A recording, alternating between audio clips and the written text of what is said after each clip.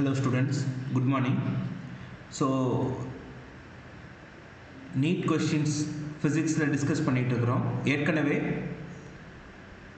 கைனமெட்டிக்ஸ்ல இருந்தும் loss of மோஷன்ல இருந்தும் questions எல்லாமே டிஸ்கஸ் பண்ணிட்டோம். ப்ரீவியஸ் இயர்ல நீட்ல கேட்ட क्वेश्चंस எல்லாமே டிஸ்கஸ் பண்ணிட்டோம். இயக்கவியல் அப்புறம் இயக்க விதிகள் இந்த ரெண்டு சாப்டர்ல இருந்து क्वेश्चंस பார்த்துட்டோம். ஸோ இன்னைக்கு பார்க்க போகிறது வந்து அடுத்த chapter work energy and power, வேலை ஆற்றல் மற்றும் திறன். ஸோ இந்த சாப்டர் வந்து ரொம்ப ஈஸியான சாப்டர்.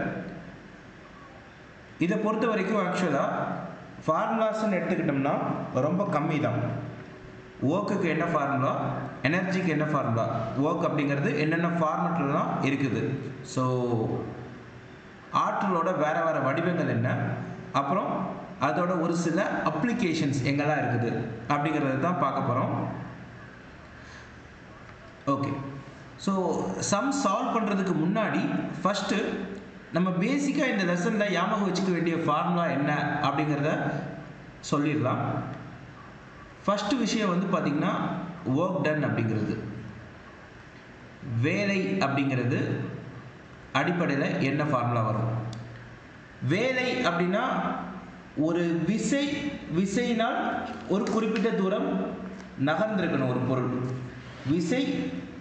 விசையினால் நகர்ந்த தொலைவு, இந்த ரெண்டுமே வந்துச்சுன்னா தான் ஒர்க் இருக்குதுன்னு அர்த்தம். ஸோ ஒர்க் டன் அப்படிங்கிறதுக்கான basic formula force into displacement. இங்கே ஃபோர்ஸும் சரி டிஸ்பிளேஸ்மெண்ட்டும் சரி ரெண்டுமே வெக்டர் குவான்டிட்டிஸ், ரெண்டுக்குமே டைரக்ஷன் இருக்குது.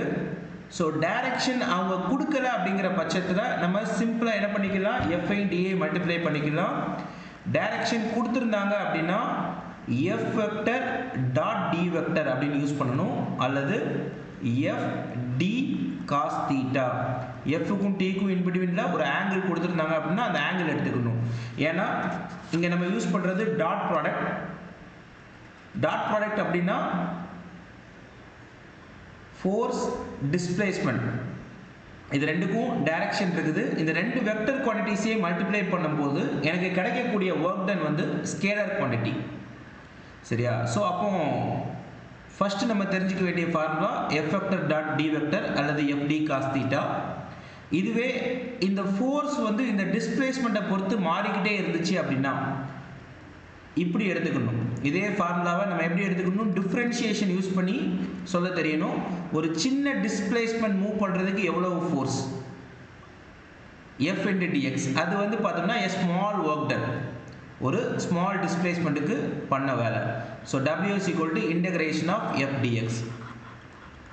இப்படியும் என்ன பண்ணலாம், ஒர்க் டனோட ஃபார்முலாவை சொல்லலாம். ஸோ ஒர்க் டனுக்கு இந்த மாதிரி மூணு விதத்தில் ஃபார்முலா சொல்ல முடியும். அல்லது இன்டகிரேஷன் அப்படிங்கிறது area under F X curve, force displacement கர்வுக்கு கீழே வரக்கூடிய ஏரியாவை நம்ம என்ன சொல்லலாம் அப்படின்னு பார்த்தீங்கன்னா வேலைன்னு சொல்லலாம். சரியா? இது ஃபஸ்ட்டு செக்ஷன். ரெண்டாவது, ஒரு பொருள் மேலே வேலை செய்யப்படுகிறது அப்படின்னா, ஒர்க் நடக்குது அப்படின்னா, அந்த வேலை நடந்ததுக்கு அப்புறம் அதுக்கு ஒரு எனர்ஜி கிடைக்கும், ஒரு ஆற்றல் கிடைக்கும். அந்த ஆற்றல் இயக்க ஆற்றலாக இருக்கலாம், கைனடிக் எனர்ஜியாக இருக்கலாம், பொட்டென்ஷியல் எனர்ஜி, குறிப்பாக சொல்ல போனால் கிராவிடேஷனல் பொட்டென்ஷியல் எனர்ஜி நிலை ஆற்றலாக இருக்கலாம். இயக்க ஆற்றல் அப்படின்னா ஒரு மாஸ், ஒரு குறிப்பிட்ட மாஸ் ஒரு குறிப்பிட்ட ஸ்பீடில் மூவ் ஆகும்போது அங்கே இயக்க ஆற்றல் half M V square. Gravitational potential energy அப்படிங்கிறது கிராவிடேஷனுக்கு எகெயின்ஸ்டாக ஒரு பொருளை நான் மேல் நோக்கி நகர்த்தும் போது, ஒரு குறிப்பிட்ட ஹைட் எடுத்துகிட்டு போகும்போது எனக்கு வர்றது கிராவிடேஷனல் பொட்டென்ஷியல் எனர்ஜி, அது எம்ஜிஹெச். சரியா? இது பேசிக்காக ஒர்க்கோட ரெண்டு ஃபார்ம்ஸ். அடுத்து நம்ம அதிகமாக பேசப்பட வேண்டிய விஷயம் என்ன அப்படின்னு பார்த்தீங்கன்னா பவர். பவர்னா திறன். ஸோ திறன் அப்படிங்கிறது எவ்வளவு வேகமாக நம்ம வேலை செய்கிறோம் அப்படிங்கிறது தான், எவ்வளவு வேகமாக ஆற்றலை செலவழிக்கிறோம் அப்படிங்கிறது தான் திறன். Energy by time, energy by time. So அது ஒர்க் பை டைம்னு சொல்லிக்கலாம். இல்லை என்ன கைண்ட் ஆஃப் எனர்ஜி இருக்குதோ அந்த எனர்ஜி எவ்வளவு ஃபாஸ்ட்டாக செலவாகுது, இதோட யூனிட் என்ன ஜூல் பெர் செகண்ட். ஸோ இவங்க தான் வந்து பார்த்தோம்னா பில்டிங் பிளாக்ஸ் இந்த லெசனோட ஃபண்டமெண்டல் ஃபார்முலாஸ். இதை பேஸ் பண்ணி தான் மற்ற ஃபார்முலாஸ் எல்லாமே நமக்கு இந்த லெசனில் வரும். ஓகே, இப்போ நம்ம இதில் இருந்து ஒவ்வொரு கொஸ்டினாக டிஸ்கஸ் பண்ண ஆரம்பிக்கலாம். First question,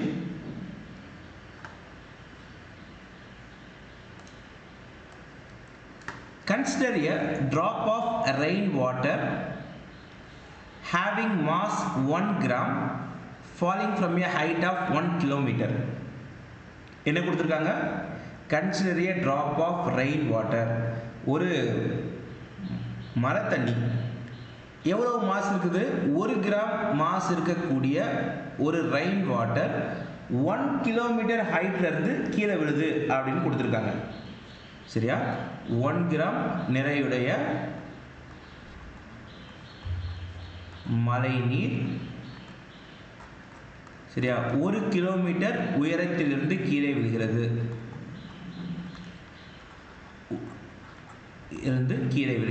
It hits the ground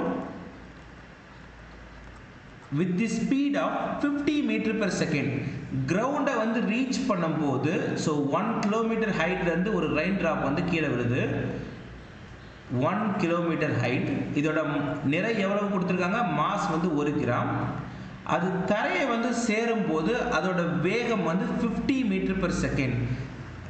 இதில் ஸ்ட்ரைக் ஆகும்போது கீழே வந்து அடிக்கும் போது எவ்வளோ மீட்டர் பெர் செகண்ட்னா 50 மீட்டர் பெர் செகண்ட். ஸோ அது தரையை வந்தடையும் போது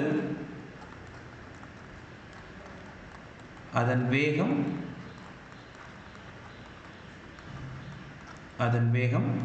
50 மீட்டர் பெர் செகண்ட். அப்புறம் ஆஸ் யூஷுவல் மற்ற இது கீழே வரும்போது புவியீர்ப்பு முடுக்கம் G வேல்யூ, கிராவிடேஷனல் ஆக்சலரேஷனை வந்து பார்த்தீங்கன்னா 10 மீட்டர் பெர் செகண்ட் ஸ்கொயர்னு எடுத்துக்க சொல்கிறாங்க. ரெண்டு விஷயம் கேட்குறாங்க. Work done by the gravitational force என்ன and the resistive force of air என்ன? அதாவது மேலேருந்து கீழே விழும்போது நார்மலாக நமக்கு தெரிஞ்சது புவியீர்ப்பு விசை தான் காரணமாக இருக்கும். ஸோ புவியீர்ப்பு விசையினால செய்யப்பட்ட வேலை என்ன?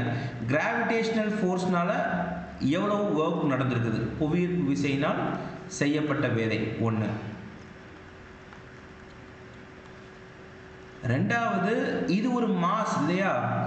1 கிராம் மாஸ், ஒரு ட்ராப் தானே, ரெயின் ட்ராப் தானே. அது கீழே விழும்போது ஏரை மீறி தான், காற்றை மீறி தான் கீழே விழணும். அப்போ அதுக்கு மேலே என்ன ஆக்ட் ஆகும் அப்படின்னு பார்த்தீங்கன்னா ஒரு resistive force of air act ஆகும், காற்றின் தடை விசை. சரியா? இதை ஓவர் கம் பண்ணுறதுக்கு எவ்வளோ வேலை செய்யணும்? யூஸ்வலாக இப்போ வந்து மேலேருந்து கீழே ஒரு இரும்பு குண்டை போட்டிங்க அப்படின்னா, என்ன சொல்கிறது, ஒரு அயன் பால் மேலேருந்து தூக்கி போடுறீங்க அப்படின்னா அது பிரச்சனையே கிடையாது. வெறும் கிராவிட்டினால மட்டும் என்ன ஆயிரும், அது கீழே விழுந்துடும். ஒரு பெரிய இரும்பு பால், ஒரு இரும்பு குண்டு இருக்குது அப்படின்னா அது மேலேருந்து கீழே விழும்போது அதுக்கு மேலே ஏர் ரெசிஸ்டன்ஸ் பெருசாலாம் ஆக்ட் ஆகாது, காற்றுனால அது ஒன்றும் பெருசாக பாதிக்கப்படாது. ஆனால் அதுவே ஒரு பேப்பரை மேலேருந்து கீழே போட்டிங்க அப்படின்னா அதுவும் கீழே தான் விழும், ஆனால் அப்படியே பறந்து பறந்து விழும். காரணம் என்ன? அந்த பேப்பர் வந்து பார்த்தீங்கன்னா பேப்பர் மேலே காற்றோட எதிர் விசை செயல்படும், ரெசிஸ்டிவ் ஃபோர்ஸ் ஆஃப் ஏர் வந்து ஆக்ட் ஆகும். ஸோ இங்கே வந்து பார்த்தீங்கன்னா ரெயின் ட்ராப் வந்து ரொம்ப சின்ன மாஸ், 1 கிராம் தான். அது ஒரு உருண்டையாக ஸ்பெரிக்கல் ஷேப்பில் தான் இருக்கும். அது கீழே விழும்போது கண்டிப்பாக கிராவிடேஷனல் ஃபோர்ஸ்னால தான் கீழே விழுது. நம்ம அதை ஈஸியாக கண்டுபிடிச்சிடலாம். அது கூட எதையும் கண்டுபிடிக்க சொல்கிறாங்க, இந்த ரெசிஸ்டிவ் ஃபோர்ஸ் ஆஃப் ஏரையும் சேர்த்து கண்டுபிடிங்க அப்படிங்கிறாங்க. சரி, இப்போ எப்படி கண்டுபிடிக்கிறதுன்னு பார்க்கலாம். இப்போ மேலேருந்து கீழே விழுது அப்படின்னா இந்த இடத்துல இருக்கும்போது இதுக்கு ஒரு பொட்டன்ஷியல் எனர்ஜி இருக்கும் இல்லையா? கிராவிடேஷனல் பொட்டன்ஷியல் எனர்ஜி, நிலை ஆற்றல், புவியீர்ப்பு நிலை ஆற்றல்னு சொல்லுவாங்க, கிராவிடேஷனல் பொட்டன்ஷியல் எனர்ஜி. ஸோ இந்த எனர்ஜி என்ன அப்படிங்கிறது தான் வந்து பார்த்தீங்கன்னா புவியீர்ப்பு விசையினால் செய்யப்பட்ட வேலை, work done by the gravitational force, simply mgh. இந்த ஹைட்டில் 1 கிராம் மாஸ் இருக்குது அப்படின்னா அதுக்குன்னு ஒரு பொட்டன்ஷியல் எனர்ஜி இருக்கும். அதுதான் வந்து பார்த்தோம்னா அதோட மேக்ஸிமம் அந்த இடத்துல இருந்து கீழே வரும்போது அதோட எனர்ஜி என்ன? mgh தான். சரியா? ஸோ எம்மோட வேல்யூ என்ன? m ஓட வேல்யூ 1 கிராம். 1 கிராம் அப்படின்னா நம்ம கிலோகிராமுக்கு மாற்றிக்கணும், யூனிட்ஸ் எல்லாமே கிலோகிராமில் இருக்கணும். அப்போ 1 கிராமை கிலோகிராமுக்கு மாற்றணும் அப்படின்னா 1000ஆல் டிவைட் பண்ணணும். It is 10 to the power of -3. g value வந்து பார்த்தீங்கன்னா 10. h value 1 kilometre. கிலோமீட்டரை மீட்டருக்கு மாற்றிக்கணும், மீட்டருக்கு மாற்றணும்னா அது 10 to the power of 3 metre. அப்போ 10 to the power of -3, 10 to the power of 3 cancel ஆயிரும். So 10 joule.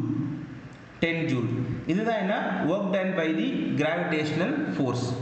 அப்போ 10 ஜூல் எங்கே இருக்குது அப்படின்னு சொல்லிட்டு நம்ம பார்க்கணும். சரியா? 10 ஜூல் எங்கே இருக்குதுன்னு பார்க்கணும். 10 ஜூல் 2 இடத்துல இருக்குது, இங்கே இருக்குது, இங்கே இருக்குது. கேள்வி வந்து பார்த்தோம்னா அந்த பொருள் தானாகவே கீழே விழுது, கிராவிட்டி வந்து அதை இழுத்து கீழே கொண்டு வந்துடுது. அப்போ 10 ஜூல் ஒர்க் வந்து பார்த்தோன்னா நம்ம ஒன்றும் அதுக்கு கொடுக்கல, அதுவே என்ன பண்ணுது அப்படின்னா கீழே விழுது. -10 ஜூல் எப்போ வரும் அப்படின்னா நம்மளா பிடிச்சி இழுத்து மேலே கொண்டு போய் வச்சோம் அப்படின்னா தான் கிராவிட்டியை மீறி நம்ம வேலை செய்கிறோம், கிராவிட்டிக்கு எகெயின்ஸ்டாக வேலை செய்கிறோம்னு சொல்லிட்டு வரும். அதுவாக தானாக கீழே விழும்போது அது வந்து எனர்ஜி என்ன +10 ஜூல் தான். சரியா? அப்போ சி ஆப்ஷன் தான் கரெக்டாக இருக்கணும், வேற 10 ஜூல் எதுலையுமே இல்லை. சரி, இந்த 8.75 ஜூல் எப்படி வருது அப்படின்னு கேட்டோம்னா, இது கீழே வந்து விழும்போது ஒரு வெலாசிட்டியில் இது தரையை வந்து மோதுது. ஸோ இதோட ஃபைனல் எனர்ஜி அப்படின்னு சொல்லிட்டு பார்த்தோம்னா கீழே வந்து மோதும் போது அதுக்கு என்ன இருக்கும், ஃபைனல் கைனட்டிக் எனர்ஜின்னு ஒன்று இருக்கும். சரியா? இறுதி இயக்க ஆற்றல்னு ஒன்று இருக்கும். அந்த இறுதி இயக்க ஆற்றல் என்னென்னா 12mv². 12mv². இது எவ்வளோன்னு பார்த்தோம் அப்படின்னா 12mv² எவ்வளோ இருக்குது அப்படின்னு பார்த்தோம்னா 12 × m பதிலாக 10 to the power of -3 இல்லையா? v பதிலாக 50 ஏன்னா வெலாசிட்டி 50 கொடுத்துருந்தாங்க. ஸோ இந்த 2 இந்த 50 கேன்சல் பண்ணால் இது என்ன வரும், 25 வரும். ஸோ 25 × 5 125 அண்ட் இன்னொரு 0, 10 to the power of -3 போட்டால் 1.25 ஜூல். அப்போ எனக்கு இங்கே இருக்கும்போது அதுக்கு வந்து பார்த்தீங்கன்னா 10 ஜூல் இருக்குது, ஆனால் தரையை வந்து சேரும்போது 1.25 ஜூல் தான் தரையை வந்து சேருது.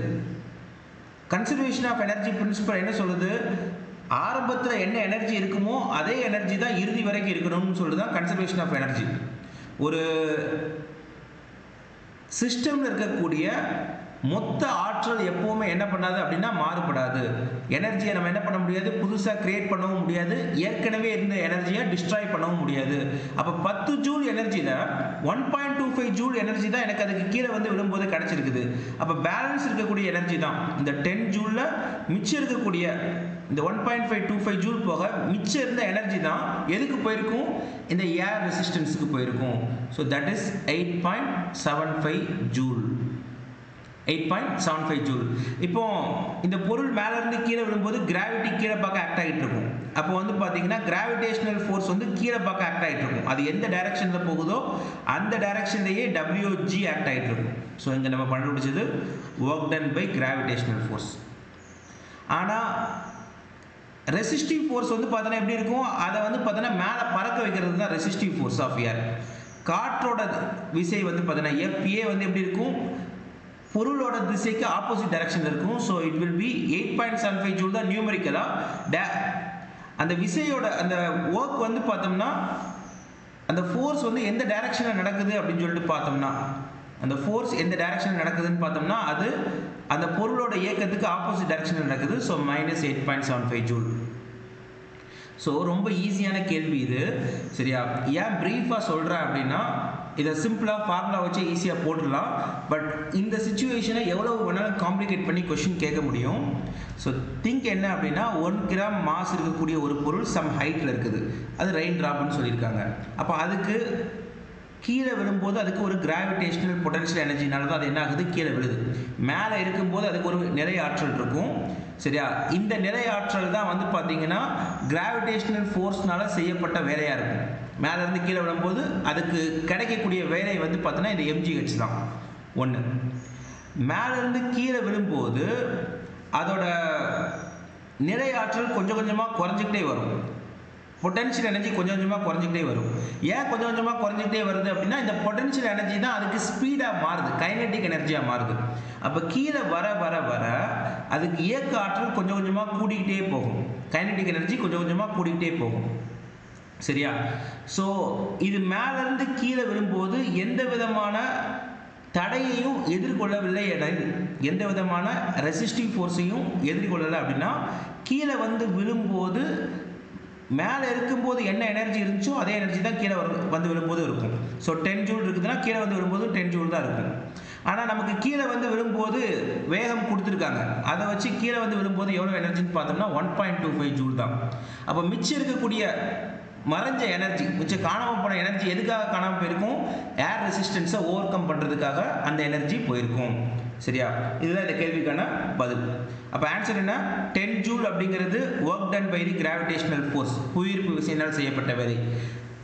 Work done by the resistive force of air என்ன? -8.75 ஜூல். ஸோ ரொம்ப ஈஸியான கேள்வி. மொத்தமாக எவ்வளோ எனர்ஜி இருக்குதுன்னு பார்க்குறோம், கடைசியாக எவ்வளோ எனர்ஜி கிடச்சிருக்குதுன்னு பார்க்குறோம். அது ரெண்டுக்குள்ள டிஃப்ரென்ஸை கண்டுபிடிச்சோம்னா இந்த work done by the resistive force of ஏரை ஈஸியாக கண்டுபிடிச்சிடலாம். ரைட்டா? இது கிளியரானு சொல்லுங்கள். ஏதாச்சும் டவுட்ஸ் இருந்துச்சுன்னா சொல்லுங்கள், கமெண்ட் பாக்ஸில் சொல்லுங்கள். கொஸ்டின் புரிஞ்சிருக்கா இல்லையான்னு.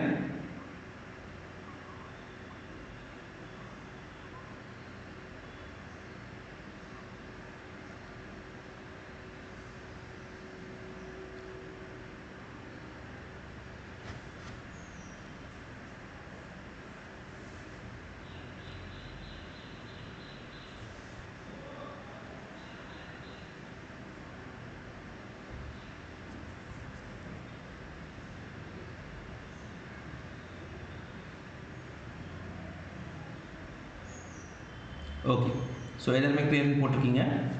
நவ் அடுத்த கொஸ்டின் போகலாம்.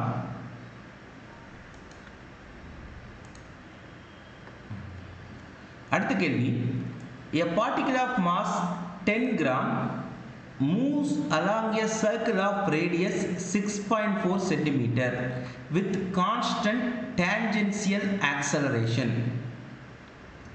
Then what is the magnitude of this acceleration if the kinetic energy of the particle becomes equal to 8 into 10 to the power of minus joule by the end of second revolution after the beginning of motion?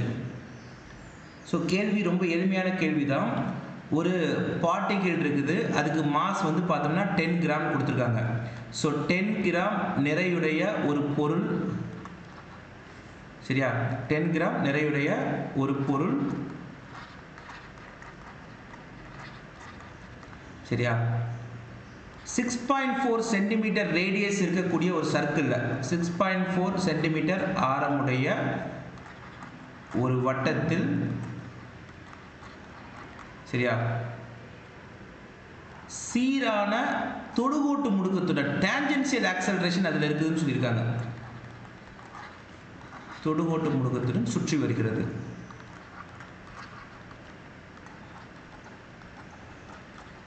அப்போ tangential acceleration இருக்குது அப்படின்னா அதோட speed என்ன ஆகிட்டு இருக்குது? கண்டினியூஸாக கூடிக்கிட்டே இருக்கும். சுத்த சுத்த கண்டினியூஸாக ஸ்பீட் என்ன ஆகிட்டே இருக்கும்? கூடிக்கிட்டே இருக்கும்.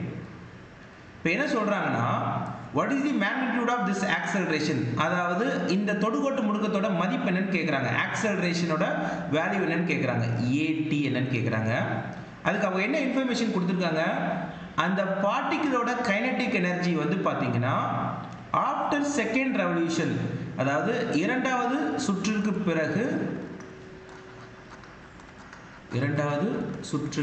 பிறகு அந்த பொருளின் இயக்க ஆற்றல்,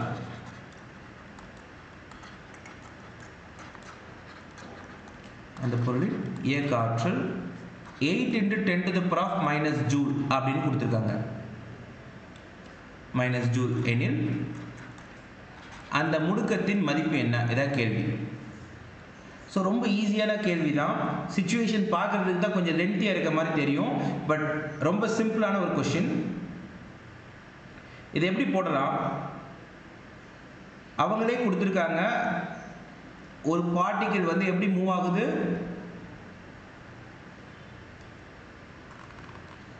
ரேடியஸ் 6.4 சென்டிமீட்டர் ரேடியஸில் அது மூவ் ஆகுதுன்னு சொல்லியிருக்காங்க. சரியா? இதுக்கு என்ன இருக்குது அப்படின்னு பார்த்தீங்கன்னா கான்ஸ்டண்டான என்ன இருக்குது, கான்ஸ்டண்டான டேஞ்சென்சியல் ஆக்சலரேஷன், சீரான தொடுகோட்டு முடுக்கம் இருக்குது. இப்போ அவன் தெளிவாக கொடுத்துட்டாங்க. 2 சுற்று முடிச்சதுக்கப்புறம் 2 ரெவல்யூஷன் முடிச்சதுக்கப்புறம் நம்மளால் என்ன கண்டுபிடிக்க முடியும் அப்படின்னா கைனடிக் எனர்ஜி என்னன்னு சொல்ல முடியும், ஆஃப் mv ஸ்கொயர் என்னன்னு சொல்ல முடியும். ஆஃப் mv ஸ்கொயர் என்ன, 8 × 10⁻⁻⁻ ஜூல். 2 சுற்று முடிச்சதுக்கப்புறம் mv ஸ்கொயர் என்னன்னு சொல்ல முடியும். ஸோ இதில் எனக்கு m வேல்யூ தெரியும். அப்போ அதுலேருந்து நான் என்ன கண்டுபிடிச்சிடலாம் அப்படின்னா v வேல்யூ என்னன்னு கண்டுபிடிச்சிடலாம். அப்போ ஆஃப் இன்ட்டு m வந்து பார்த்தீங்கன்னா 10 கிராம். இப்போ 10 × 10⁻³ 3 10 × 10⁻³ v square equal to 8 × 10⁻⁴. So v square equal to இங்கே இந்த சைடு கொண்டு போனோம் அப்படின்னா என்ன வரும், 10⁻³ அந்த சைடு போச்சுன்னா 10⁻+3 ஆகும். 10⁻+1 அந்த சைடு போச்சுன்னா இட் இஸ் -1 ஆகும். 2 × 8 16 ஆகும். அப்போ 16 × 10⁻⁻1 இல்லையா, -4 +3 -1 சாரி, அப்போ -5 + 3 -2 வரும். இது v ஸ்கொயர். இப்போ இதுலேருந்து v கண்டுபிடிச்சிங்கன்னா இதுக்கு ஸ்கொயர் ரூட் எடுக்கணும். 16க்கு ஸ்கொயர் ரூட் எடுத்திங்கன்னா 4, 10⁻⁻2க்கு ஸ்கொயர் ரூட் எடுத்திங்கன்னா 10⁻⁻1. அப்போ v தெரிஞ்சிருச்சு. சரி, அவங்க என்ன கேட்குறாங்க அப்படின்னா அவங்க டேஞ்சென்சியல் ஆக்சலரேஷன் கேட்குறாங்க. எனக்கு தொடர்ச்சியாக ஒரு ஆக்சலரேஷன் இருக்குது. ஆக்சலரேஷன் இருந்துச்சுன்னா அதோட வேகம் என்ன ஆகிட்டு இருக்கும், மாறிக்கிட்டே இருக்கும், நமக்கு தெரியும். இப்போ அவங்க என்ன இன்ஃபர்மேஷன் கொடுத்துருக்காங்கன்னா அது 2 சுற்று சுற்றிருச்சுன்னு சொல்கிறாங்க. யூஸ்வலாக 2 சுற்று சுற்றுச்சுன்னா அது எவ்வளோ டிஸ்பிளேஸ்மெண்ட் போயிருக்கும் அப்படிங்கிறத நம்மளால் கண்டுபிடிக்க முடியும். டிஸ்பிளேஸ்மெண்ட் ஏன்னா ஒரு சர்க்கிள் வழியாக போகும்போது இப்படி இங்கேருந்து ஆரம்பித்து 2 சுற்று சுற்றுதுன்னா அதோட இடப்பெயர்ச்சி என்னன்னு உங்களால் சொல்ல முடியும். எப்படி சொல்லலாம், அதோட இடப்பெயர்ச்சி முழுக்க முழுக்க ஒரு சுற்று சுற்றுச்சுன்னா அது அதோட சர்க்கம்ஃபரன்ஸ் 2πr. 2 சுற்று சுற்றுச்சுன்னா 2 × 2πr. நான் ஒரு வட்டப்பாதையில் சுற்றி வரும்போது நம்ம பேசிகிட்டு இருக்கிறது வந்து லீனியர் வெலாசிட்டி தான் பேசிகிட்டு இருக்கிறோம். லீனியர் வெலாசிட்டினா நேர்கோட்டு திசைவேகத்தை பற்றி தான் பேசிகிட்டு இருக்கோம். அப்போ நேர்கோட்டு திசைவேகம்னு பேசும்போது இது இந்த மாதிரி வட்டப்பாதையில் சுற்றி வந்துச்சு அப்படின்னா இதை இப்படி ஸ்ட்ரைட்டாக கன்சிடர் பண்ணோம்னா இது என்னவா இருக்கும், 2πr இருக்கும். இந்த வட்டப்பாதையில் சுற்றுறதை நேராக கன்சிடர் பண்ணோம்னா இந்த லென்த் என்னவா இருக்கும், 2πr இருக்கும். சரியா? அப்போ 2 டைம் சுற்றுச்சுன்னா 2 × 2πr. அப்போ எஸ் என்னன்னு என்னால் கால்குலேட் பண்ண முடியும். டிஸ்பிளேஸ்மெண்ட் எஸ் என்னன்னு கால்குலேட் பண்ண முடியும். 4 × பையோட இடத்துல என்ன பண்ணலாம், 3.14. ஆரோட இடத்துல 6.4 சென்டிமீட்டர் கொடுத்துருக்காங்க. 6.4 சென்டிமீட்டர்னா 6.4 × 10⁻⁻2 மீட்டருக்கு மாற்றிக்கணும். எல்லாமே மீட்டரில் இருக்கணும். அப்போ தான் நமக்கு எந்த கன்ஃபியூஷனும் வராது. ஏன்னா இங்கே ஜூலில் கொடுத்துருக்காங்க. ஸோ நம்ம கேர்ஃபுல்லாக எல்லாமே மீட்டரில் வைக்கணும். ஸோ இதை மல்டிப்ளை பண்ணிங்க அப்படின்னா 4 × 3.14 × 6.4 இது எப்படி வச்சுக்கலாம் நம்ம. ஏன்னா கடைசி நம்ம விலேருந்து கண்டுபிடிக்கணும் இல்லையா, ஆன்சரை கேன்சல் பண்ணி கண்டுபிடிக்கணும் இல்லையா.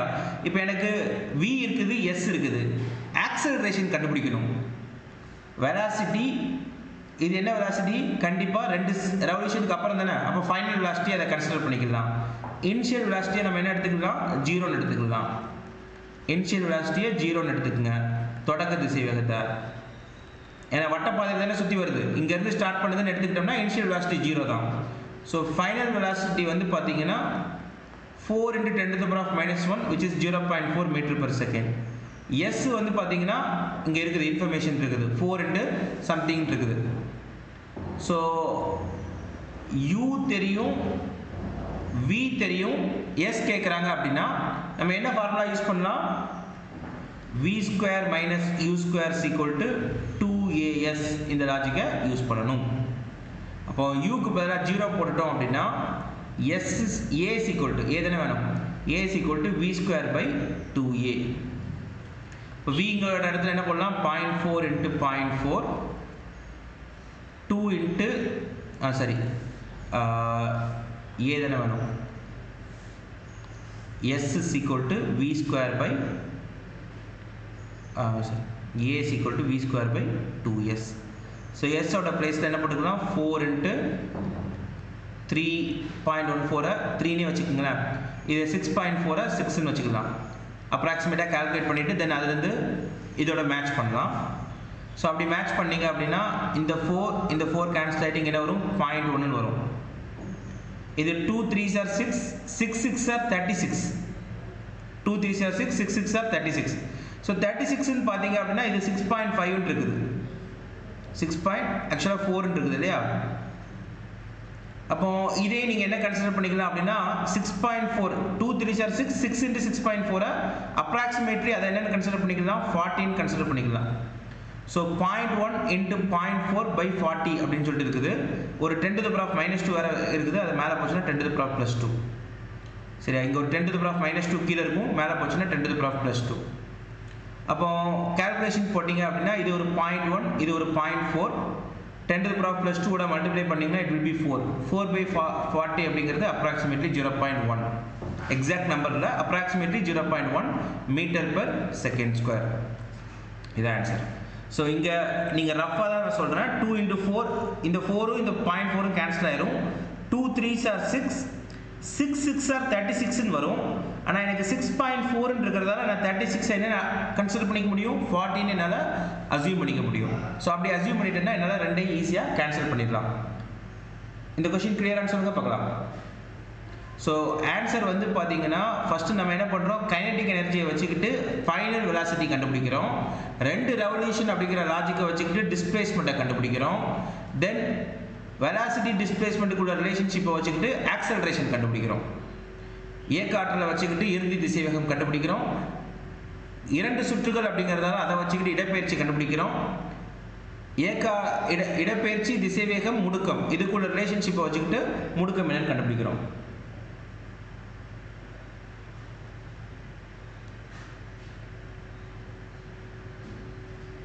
இந்த கேள்வி கிளியரான்னு சொல்லுங்க.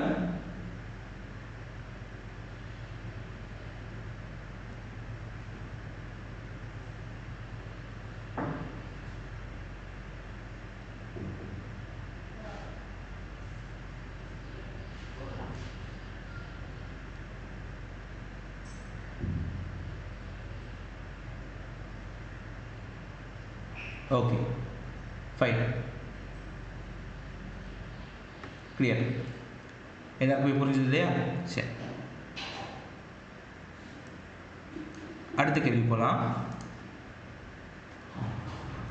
அடுத்த கேள்வி.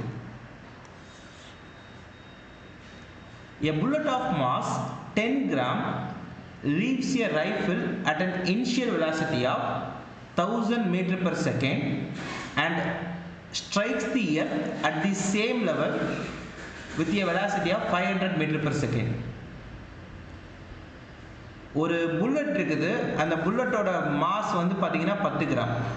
ஸோ 10 கிராம் நிறையுடைய ஒரு துப்பாக்கி குண்டு,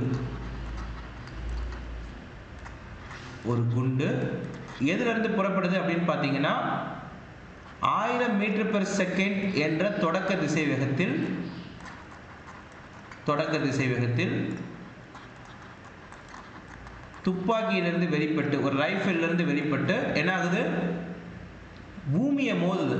சரியா, என்ற வேகத்தில் திசை வேகத்தில் வெளிப்பட்டு துப்பாக்கியிலிருந்து வெளிப்பட்டு 500 மீட்டர் பெர் செகண்ட் என்ற வேகத்தில் பூமியை வந்தடைகிறது. சரியா, என்ற வேகத்தில் தரையை மோதுகிறது, பூமியில் மோதுகிறது. என்ன கேட்குறாங்க? the work done in joule for overcoming the resistance of air. காற்றோட தடையை எதிர்கொள்வதற்கு அது செஞ்ச வேலை என்னன்னு கேட்குறாங்க. காற்றின் தடையை, ஏன்னா அது வந்து காற்றின் தடையை எதிர்கொள்ள செஞ்ச வேலை, அதாவது ஏர் ரெசிஸ்டன்ஸை ஓவர் கம் பண்ணுறதுக்கு எவ்வளோ வேலைன்னு கேட்குறாங்க. அது ஒன்றும் புதுசான வார்த்தை கிடையாது. ஜஸ்ட் அது ஏரில் தான் ட்ராவல் ஆகி வருது, அப்போ அது எவ்வளோ வேலை செஞ்சுருக்குன்னு கேட்குறாங்க. சரியா, ஸோ காற்றின் தடையை எதிர்கொள்ள அது செய்த வேலை என்ன அப்படிங்கிறது தான் கேள்வி.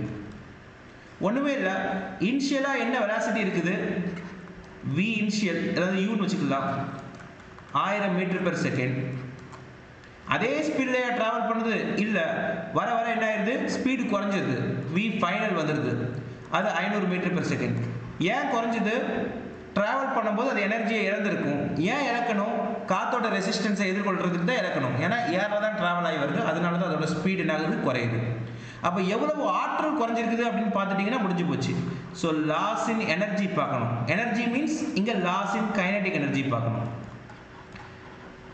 இயக்க ஆற்றலில் ஏற்பட்ட இழப்பை கண்டுபிடிச்சிட்டிங்கன்னா இங்கே வேலை முடிஞ்சிருச்சு. அந்த இழப்பு தான் வேலையாக மாறப்பட்டிருக்கும். இயக்க ஆற்றல் இழப்பு, இயக்க ஆற்றலில் ஏற்பட்ட இழப்பு. அப்போ என்ன, இதுக்கு half M into U square இருக்கும் இனிஷியல் கைனடிக் எனர்ஜி. இது half M into V square, இறுதி இயக்க ஆற்றல் தொடக்க இயக்க ஆற்றல். இந்த ரெண்டுக்குள்ள வேறுபாடு தான் answer. Half M V square minus half M V square. எவ்வளவு இயக்க ஆற்றலில் இழப்பு ஏற்பட்டிருக்கோ அந்த ஆற்றல் எதுக்காக எதுக்காக பயன்படுத்தப்பட்டிருக்கும், காற்றோட தடையை எதிர்கொள்றதுக்கு செய்யப்பட்ட வேலையாக இருக்கும். எவ்வளவு கைனடிக் எனர்ஜியில் லூஸ் ஆயிருக்குதோ அந்த எனர்ஜி தான் ஏர் ரெசிஸ்டன்ஸை ஓவர் கம் பண்ணுறதுக்கு செய்யப்பட்ட வேலையாக இருக்கும். அப்போ ஆஃப் காமனாக எடுத்துடலாம். எம்மோட வேல்யூ என்ன, 10 கிராம். 10 கிராம்னா 10 × 10⁻³ அதை நீங்கள் காமனாக வெளியே எடுத்துடலாம். வி ஸ்கொயர் வந்து 500. So 500 square minus 1000 square. So இதை கால்குலேட் பண்ணிட்டீங்கன்னா வேலை முடிஞ்சிச்சு. ஸோ இதை எப்படி கால்குலேட் பண்ணலாம், ஸோ இது இப்போதைக்கு இப்படி வச்சுக்கோங்க. இது வந்து பார்த்தீங்கன்னா 10⁻². 500 ஸ்கொயர் 1000 ஸ்கொயர் இருக்குது. 500னா 5 × 10ன்னு வச்சுக்கலாம், 100ன்னு வச்சுக்கலாம், அல்லது 5 × 10⁻²ன்னு வச்சுக்கலாம்.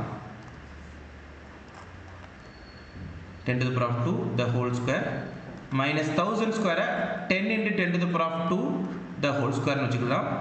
ஸோ இங்கேருந்து நீங்கள் எந்த வெளியே எடுக்கலாம், இந்த 10⁻² the whole square வெளியே எடுத்துடலாம். வெளியே எடுத்துட்டீங்க அப்படின்னா மிச்சம் என்ன இருக்கும், 5 ஸ்கொயர் 25, 10 ஸ்கொயர் வந்து பார்த்தீங்கன்னா 100. சரியா, half mu square minus mv square போடணும். சரியா, ஏன்னா தொடக்க ஆற்றல் தான் கைனடிக் எனர்ஜி தான் வந்து பார்த்தீங்கன்னா அதிகமாக இருக்கும், இறுதியில் இருக்கிறது கம்மியாக இருக்கும். நமக்கு நம்பராக வேணும் அப்படின்னா half mu square minus half mv square தான் போடணும். சரியா, இப்படி போட்டிங்கன்னா ஆன்சர் நெகட்டிவில் வரும், அவ்வளோதான். சரியா, ஸோ 25 மைனஸ் 100 என்ன, 75. 75/2. இது 10⁻² × 2 10⁻4. அதை போட்டிங்கன்னா இங்கே என்ன வரும், 10⁻² மட்டும் வரும். சரியா,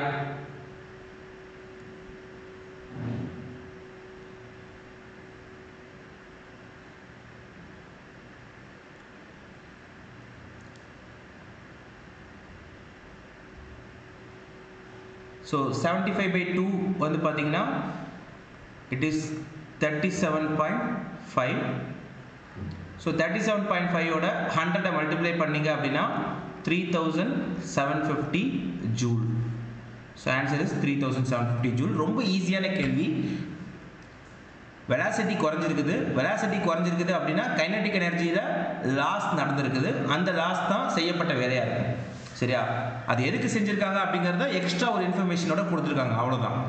சரியா, ஒர்க் டன்னு கேட்டாலே நீங்கள் என்ன பண்ணலாம், ஃபைனல் மைனஸ் இனிஷியல் கைனடிக் எனர்ஜின்னு போட்டு போயிடலாம். அடுத்த கேள்வி போகலாமா? இந்த கேள்வி கிளியரானு சொல்லுங்கள்.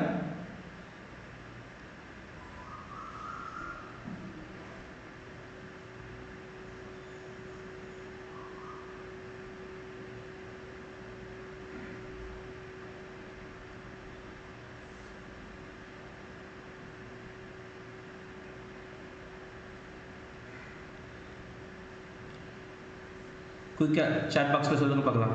S, clear. ஓகே, அடுத்த கேள்வி. A particle moves from a point -2i vector plus 5j vector to 4j vector plus 3k vector when a force of 4i vector plus 3j vector Newton is applied. How much work has been done by the force? So ரொம்ப easy, டைரக்டான கேள்வி.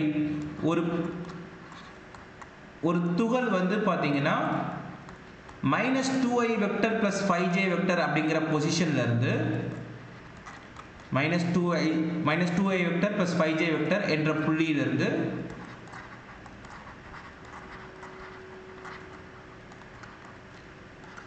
Four J vector plus 3k vector என்ற புள்ளிக்கு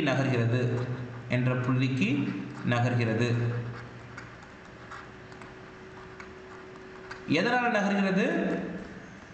when a force of 4i vector plus 3j vector Newton is applied, அதாவது 4i vector plus 3j vector Newton என்ற விசையினால். So என்ன கேட்குறாங்க? செய்யப்பட்ட வேலை என்னன்னு கேட்குறாங்க. இந்த ஃபோர்ஸ்னால செய்யப்பட்ட வேலை என்னன்னு கேட்குறாங்க. ஸோ இங்கே வந்து பார்த்தீங்கன்னா டைரக்ஷன் கொடுத்துருக்காங்க, வெக்டரில் கொடுத்துருக்காங்க. ஸோ நீங்கள் ஒர்க் டனுக்கு எப்படி எடுத்துக்கணும்? F vector dot D vector. சரி, எஃப் வெக்டர் வெக்டரில் தெளிவாக இருக்குது, 4i வெக்டர் ப்ளஸ் 3j வெக்டர்னு இருக்குது. ஆனால் இந்த டி வெக்டர் எப்படி கொடுத்துருக்காங்க? இந்த பாயிண்ட் வந்து இந்த பாயிண்ட்டுக்கு மூவ் ஆகுதுன்னு கொடுத்துருக்காங்க. அதாவது d1 வெக்டர் கொடுத்துருக்காங்க, ஃபர்ஸ்ட் பொசிஷன் கொடுத்துருக்காங்க. நான் வேணா r1 வச்சுக்கிறேன், ஆரம்பத்தில் இருந்த பொசிஷன் என்ன வச்சுக்கிறேன்? r1 வச்சுக்கிறேன். அது மைனஸ் 2i ப்ளஸ் 5j. அடுத்து அங்கேருந்து அது எங்கே போகுது அப்படின்னா r2க்கு போகுது, இன்னொரு பொசிஷனுக்கு போகுது. அது என்னன்னு பார்த்தோம்னா 4j ப்ளஸ் 3k. இது உண்மையிலே இதை எப்படி போட்டு காமிக்கணும் அப்படின்னா எக்ஸ் ஆக்சிஸ் ஒய் ஆக்சிஸில் போட்டிங்கன்னா உங்களுக்கு அது ஈஸியாக புரியும். x y z இப்படி போட்டிங்க அப்படின்னா இங்கே பாருங்க, ஃபர்ஸ்ட் இருக்கிறது மைனஸ் 2i ப்ளஸ் 5j. அதாவது எக்ஸில் வந்து பார்த்தீங்கன்னா -1 -2, yல வந்து பார்த்தீங்கன்னா 1 2 3 4 5. ஸோ இந்த பாயிண்ட் தான் இருக்குது. அது அங்கேருந்து அது எங்கே போகுது அப்படின்னா 4j ப்ளஸ் 3kக்கு போகுது. 4j ப்ளஸ் 3kனா 3Dல யோசிக்கணும். 4jனா xல 0, yல 1 2 3 4 இந்த பாயிண்ட், 1 2 3 4 இந்த பாயிண்ட். zல 3, zல 3னா 1 2 3 இங்க. ஸோ இது இனிஷியல் பாயிண்ட். ஸோ ஆரம்பத்தில் அது எப்படி இருந்துச்சுன்னா இதுதான் வந்து பார்த்தீங்கன்னா அதோட r1 வெக்டர்னு சொல்லப்படக்கூடியது. இப்படி 3 டைமென்ஷனில் போடுறோம் இல்லையா, இதுதான் வந்து பார்த்தீங்கன்னா r2 வெக்டர். அப்போ இவங்க ரெண்டு பேருக்கும் உள்ள இந்த டிஃப்ரென்ஸ் இருக்குது பார்த்தீங்களா, இது r2 வெக்டர். அப்போ இந்த டிஃப்ரென்ஸ் தான் வந்து பார்த்தீங்கன்னா நமக்கு அது மூவ் பண்ண displacement. r2 vector r1 minus r1 vector தான் அதோட மொத்த டிஸ்பிளேஸ்மெண்ட்டாக இருக்கும். அதுதான் இங்கே நீங்கள் யோசிக்க வேண்டிய ஒரே ஒரு விஷயம். ஸோ r2 மைனஸ் r1 போடும்போது இங்கே வந்து பார்த்தீங்கன்னா ஸ்ட்ரைட்டாக 4j தான் இருக்குது. So 4j plus 3k minus 2i plus 5j. அப்போ 4j இங்கே மைனஸ் 2i தான் இருக்குது, மைனஸ் ஆஃப் மைனஸ் 2i அப்படிங்கிறது ப்ளஸ் 2i ஆயிரும். ப்ளஸ் 4j மைனஸ் 5j, அப்போ என்ன வரும்? Minus j. 4jலேருந்து 5j சப்ராக்ட் பண்ணிங்கன்னா you will get minus j. 3k இங்கே 3k இல்லை, இங்கே 3k மட்டும் சிம்பிளாகும். சரியா? அப்போ வந்து பார்த்தீங்கன்னா டிஸ்பிளேஸ்மெண்ட் எவ்வளவு? 2i வெக்டர், சரியா, minus j vector plus 3k vector. இப்போ நம்ம என்ன கண்டுபிடிச்சிடலாம்? f கண்டுபிடிச்சிடலாமா? f vector dot d vector தானே. f என்ன? 4i plus 3j into 2i minus j plus 3k. இது ரொம்ப ஈஸியாகவே உங்களால் போட்ட முடியும். டாட் ப்ராடக்ட் எப்படி பண்ணணும்? i வெக்டரையும் மல்டிப்ளை பண்ணணும், plus j into j plus k into k, அப்படி தான் மல்டிப்ளை பண்ணணும். ஸோ இங்கே ஆன்சர் நியூமெரிக்கலில் தான் வரும். ஐக்கு முன்னாடி இங்கே என்ன இருக்குது? 4, இங்கே ஐக்கு முன்னாடி என்ன இருக்குது? 2 இருக்குது, அப்போ 8. இங்கே ஜேக்கு முன்னாடி 3, இங்கே ஜேக்கு முன்னாடி -1, அப்போ -3. சரியா? அப்போ 8 மைனஸ் 3 என்ன?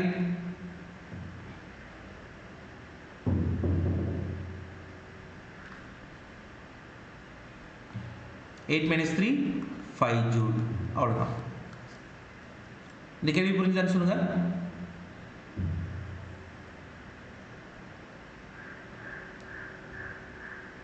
அடுத்த கேள்வி கிளியரான, இந்த கேள்வி கிளியரான சொல்லுங்க. அடுத்த கேள்விக்கு போகலாம்.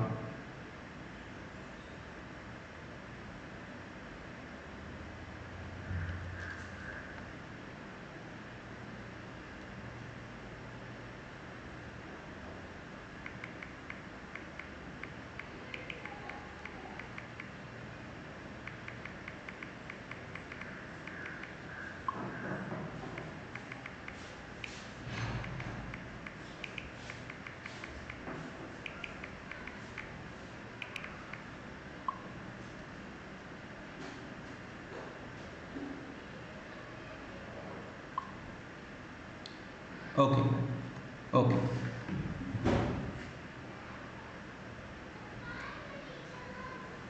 கிளியர். ஸோ அடுத்த கேள்விக்கு போயிட்டோம் அப்படின்னா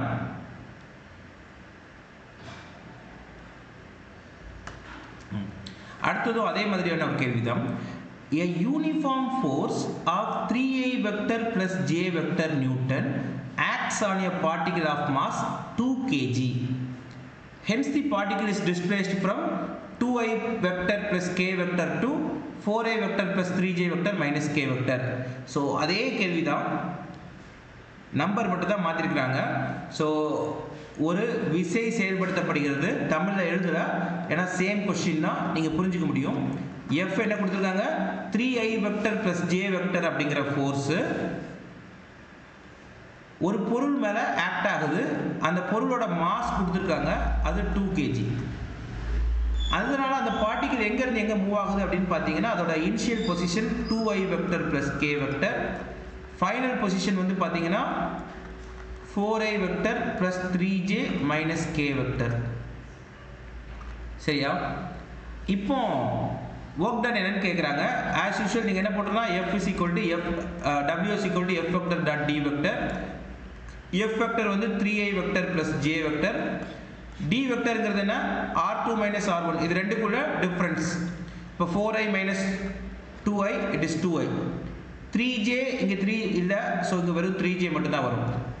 minus K, so minus 2k வரும். அவ்வளோதான். சரியா? 2i plus 3j minus 2k. R2 minus R1 வெக்டரை ஸ்ட்ரைட்டாகவே போட்டுட்டோம். 2i plus 3j minus 2k. So W கண்டுபிடிச்சிட்டோம்னா i into i multiply பண்ணும். ஸோ 3 இன்ட்டு 2 6, ஜேக்கு முன்னாடி இங்கே இருக்குது 1 இருக்குது, இங்கே ஜேக்கு முன்னாடி 3 இருக்குது. So 6 plus 3 9 joule. அவ்வளோதான் ஆன்சர். ஐ திங்க் இது புரிஞ்சிருக்கும்னு நினைக்கிறேன். சேம் முன்னாடி கேட்ட அதே கேள்வி தான், இங்கே மாஸுக்கு எந்த வேலையும் கிடையாது. சரியா? இங்கே ஒர்க் டன் மட்டும்தான் டைரெக்டாக கேட்டிருக்காங்க, மாஸை பற்றி எதுவும் கேட்கல. சப்போஸ் இதோட ஸ்பீடு கேட்டாங்க அப்படின்னா, இந்த ஆப்ஜெக்ட் மூவ் ஆகிட்டு இருக்கும்போது இந்த பொசிஷன்லேருந்து இந்த பொசிஷனுக்கு மூவ் ஆகி முடிக்கும் போது அதோட ஸ்பீட் என்னன்னு கேட்டாங்கன்னா, நீங்கள் கைனடிக் எனர்ஜி ஃபார்முலாவை யூஸ் பண்ணும்போது வெலாசிட்டி கண்டுபிடிக்கலாம். ஏக்காற்றல் ஃபார்முலா யூஸ் பண்ணி வெலாசிட்டி கண்டுபிடிக்கிற மாதிரி இந்த கேள்வியை எக்ஸ்ட்ராவும் கேட்கலாம். ஸோ இந்த கேள்விக்கு வந்து பார்த்தீங்கன்னா சிம்பிளாக இவ்வளோ தான், F இன்ட்டு D மட்டும்தான். ஸோ நம்ம அடுத்த கேள்விக்கு போகலாம், இது புரியும்னு நினைக்கிறேன். அடுத்த கேள்வி. A body moves a distance of 10 meter along a straight line under the action of 5 Newton force. So ரொம்ப ஈஸி. 5 Newton force கொடுக்கறதுனால ஒரு பாடி வந்து ஸ்ட்ரைட் லைனில் 10 மீட்டர் மூவ் ஆகுது. ஸோ 5 நியூட்டன் விசையினால் ஒரு பொருள் நேர்கோட்டில் 10 மீட்டர் தூரம் நகர்கிறது. நேர்கோட்டில் 10 மீட்டர் தூரம் நகர்கிறது. If the work done is 25 joule, செய்யப்பட்ட வேலை 25 ஜூல் எனில் angle between force and direction of the motion of body, அதாவது ஃபோர்ஸுக்கும் அது மூவ் ஆன டைரக்ஷனுக்கும் இடையில இருக்கக்கூடிய ஆங்கிள் என்ன, விசைக்கும் சரியா அந்த பொருள் நகர்ந்த திசைக்கும், அந்த பொருள் நகர்ந்த திசைக்கும் இடையிலான கோணம் என்ன. ஸோ இங்கே ஒரு பாடி இருக்குது,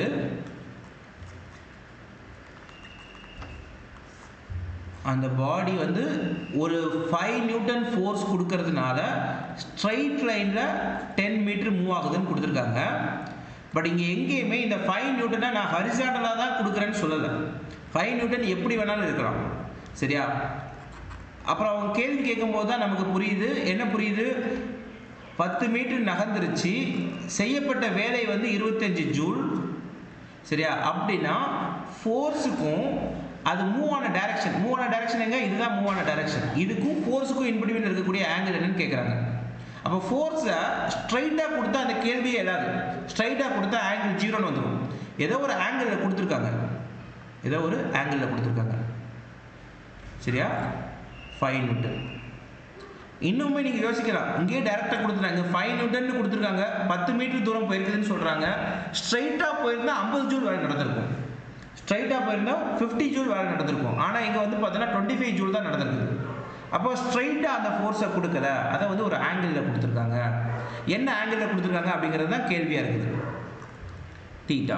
ஸோ இப்போ நம்ம ஆஸ் யூஷுவல் டபிள்யூக்கு வெக்டர் ஃபார்முலா யூஸ் பண்ணாலும் சரி, இதை ஸ்ட்ரைட்டாக ஆங்கிள் கொடுத்தாங்கன்னா என்ன, எஃப்டி காஸ் தீட்டா. அதாவது இந்த 5 நியூட்டனோட ஹரிசாண்டல் காம்பனன்ட்னா 5 காஸ் தீட்டா. இதுதான் இதை நகர்த்துறதுக்கு காரணமாக இருக்கும். இதை ஹரிசாண்டலாக நகர்த்துறதுக்கு காரணம் என்ன, 5 நியூட்டன் ஃபோர்ஸ் கொடுத்தாலும் அதோட ஹரிசாண்டல் காம்பனன்ட் தான் அது நேர்கோட்டில் நகர்றதுக்கு காரணமாக இருக்கும். அப்போ 5 காஸ் தீட்டா இன்ட்டு டி அல்லது F D cos theta. 5 into cos theta into D எவ்வளவு, 10 metre, which is equal to 25. சரியா? அப்போ காஸ் தீட்டா ஈக்குவல் டு தெளிவாகவே என்ன வரும், 1/2 வரும். தீட்டா ஈக்குவல் டு என்ன, காசுக்கு எப்போ 1/2 வரும், 60 டிகிரி போட்டிங்கன்னா வரப்போகுது. ஸோ ரொம்ப ஈஸியான கேள்வி இது. நான் வந்து ஸ்ட்ரைட்டாக கொடுத்தேன்னா 50 ஜூல் வேலை நடந்திருக்கும். பட் அதுவே ஒரு ஆங்கிளில் கொடுக்கும்போது எனக்கு 25 ஜூல் தான் நடக்குது. அப்போ அந்த ஆங்கிள் என்ன அப்படிங்கிறது தான் கேள்வி. ஸோ பாதியாக ஃபோர்ஸ் குறையுதுன்னா கண்டிப்பாக என்ன ஆகும், ஆங்கிள் வந்து பார்த்தீங்கன்னா 60 டிகிரியாக தான் இருக்கும். ஹரிசாண்டலாக இருக்க வேண்டிய ஃபோர்ஸ் பாதியாக குறையுது அப்படின்னா, ஹரிசாண்டலாக இருக்கும்போது செஞ்ச வேலை பாதியாக குறையுது அப்படின்னா கண்டிப்பாக ஆங்கிள் என்னவாக தான் இருக்கணும், 60 டிகிரியாக தான் இருக்கணும். நீங்கள் யோசிக்கிறதே காசுக்கு என்ன போட்டால் 1/2 வரும். Cos of what's equal to 1/2.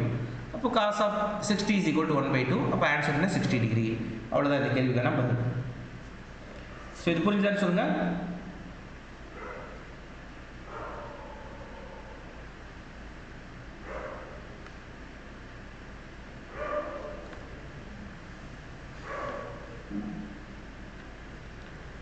இந்த கேள்வி கிளியராக தான் இருக்கும். ஏதாச்சும் டவுட்ஸ் தான் சொல்லுங்கள்.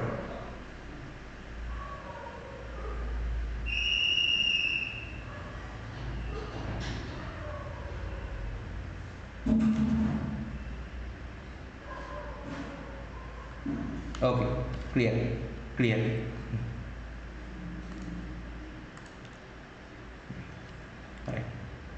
அடுத்த கேள்வி பாருங்க.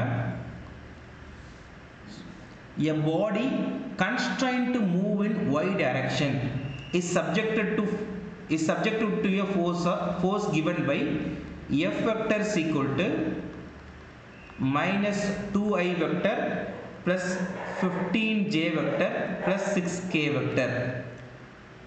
Work done by this force in moving the body through a distance of 10j vector meter along y axis. So ரொம்ப ஈஸி. ஏற்கனவே கேட்ட அதே கேள்வியை தான் இன்னும் ரொம்ப எளிமையாக கேட்டிருக்காங்க. ஒரு பாடி இருக்குது, அந்த பாடி வந்து பார்த்தீங்கன்னா ஒய் ஆக்சிஸில் மட்டும்தான் என்ன ஆக முடியும், மூவ் ஆக முடியும். சரியா? ஒரு பொருள் வந்து பார்த்தோன்னா ஒய்ஹெச்சின் திசையில் மட்டும் வந்து பார்த்தோன்னா என்ன பண்ண முடியும், மூவ் பண்ணுறதுக்கு அனுமதிக்கப்படுகிறது. அதான் constraint to move in Y direction.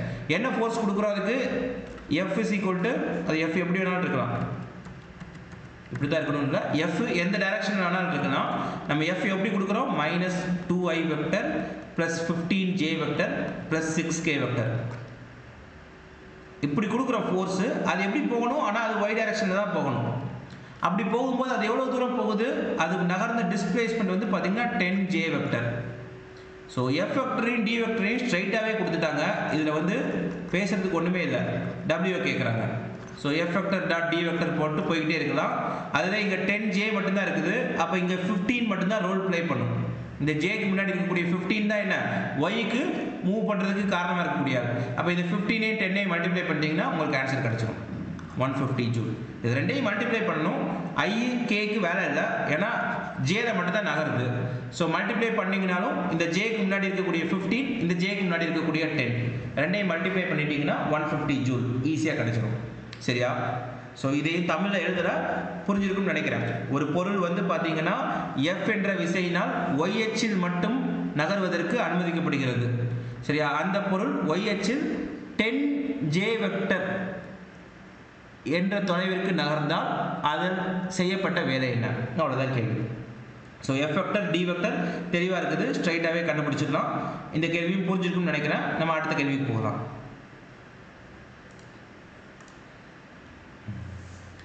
அடுத்து இதுக்கு நீங்களே ஆன்சர் சொல்லுங்க. when a body moves with a constant speed along a circle, when a body moves with a constant speed along a circle, சரியா? ஒரு பொருள் வந்து பாத்தீங்கன்னா வட்டத்தில், ஒரு பொருள் வட்டம் பாதையில் சீரான வேகத்தில் சென்றால், இல்லாத மாறாத வேகத்தில் சென்றால்,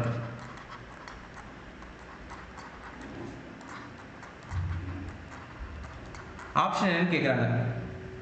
அதில் எந்த வேலையும் செய்யப்படலை, சரியா? வேலை வந்து பார்த்தோம்னா 0, ஆக்சலரேஷன் 0, முடுக்கம் 0, சரியா? அதோட திசை வேகம் வந்து மாறிலின்னு கொடுத்துருக்காங்க. திசை வேகம் வந்து மாறிலி, விசை வந்து பார்த்தோம்னா 0. இதுக்கு என்ன ஆப்ஷன் கெஸ் பண்ணுங்க பார்க்கலாம். ஏபிசிடி என்ன ஆப்ஷன் கெஸ் பண்ணுங்க.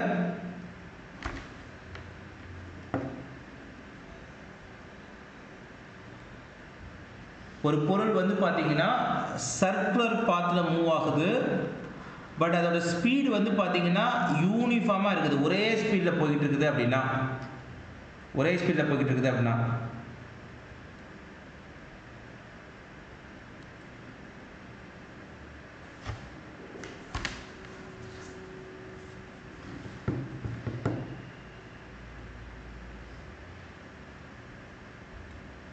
கெஸ் பண்ணி சொல்லுங்க சீக்கிரம்.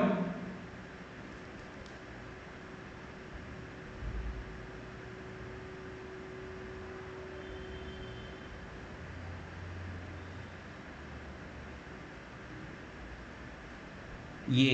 ஓகே, ஒரே ஒருத்தர் தான் சொல்லியிருக்கீங்க. ஸோ மற்றவங்களுக்குலாம் என்ன ஆப்ஷன் தோணுதோ அதை கெஸ் பண்ணுங்க. ஒரு பொருள் வந்து பார்த்தோம்னா கான்ஸ்டண்ட்டாக ஒரே ஸ்பீடில் போயிட்டு இருக்கும்போது அதில் வேலை நடந்திருக்குமா, அதில் ஆக்சலரேஷன் கண்டிப்பாக 0வாக இருக்குமா, திசைவேகம் மாறிலியாக இருக்குமா, ஃபோர்ஸ் வந்து 0வாக இருக்குமா, இதான் கேள்வி. சி ஆன்சர் வந்திருக்கு. Any other answer? டி விசை இல்லை.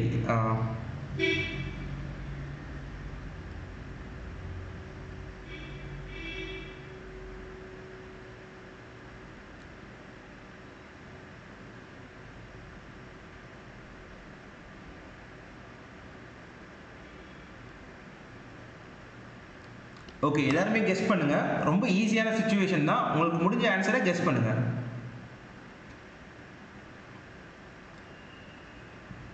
ஏன்னா எப்படி வேணாலும் இதில் யோசிக்க முடியும்.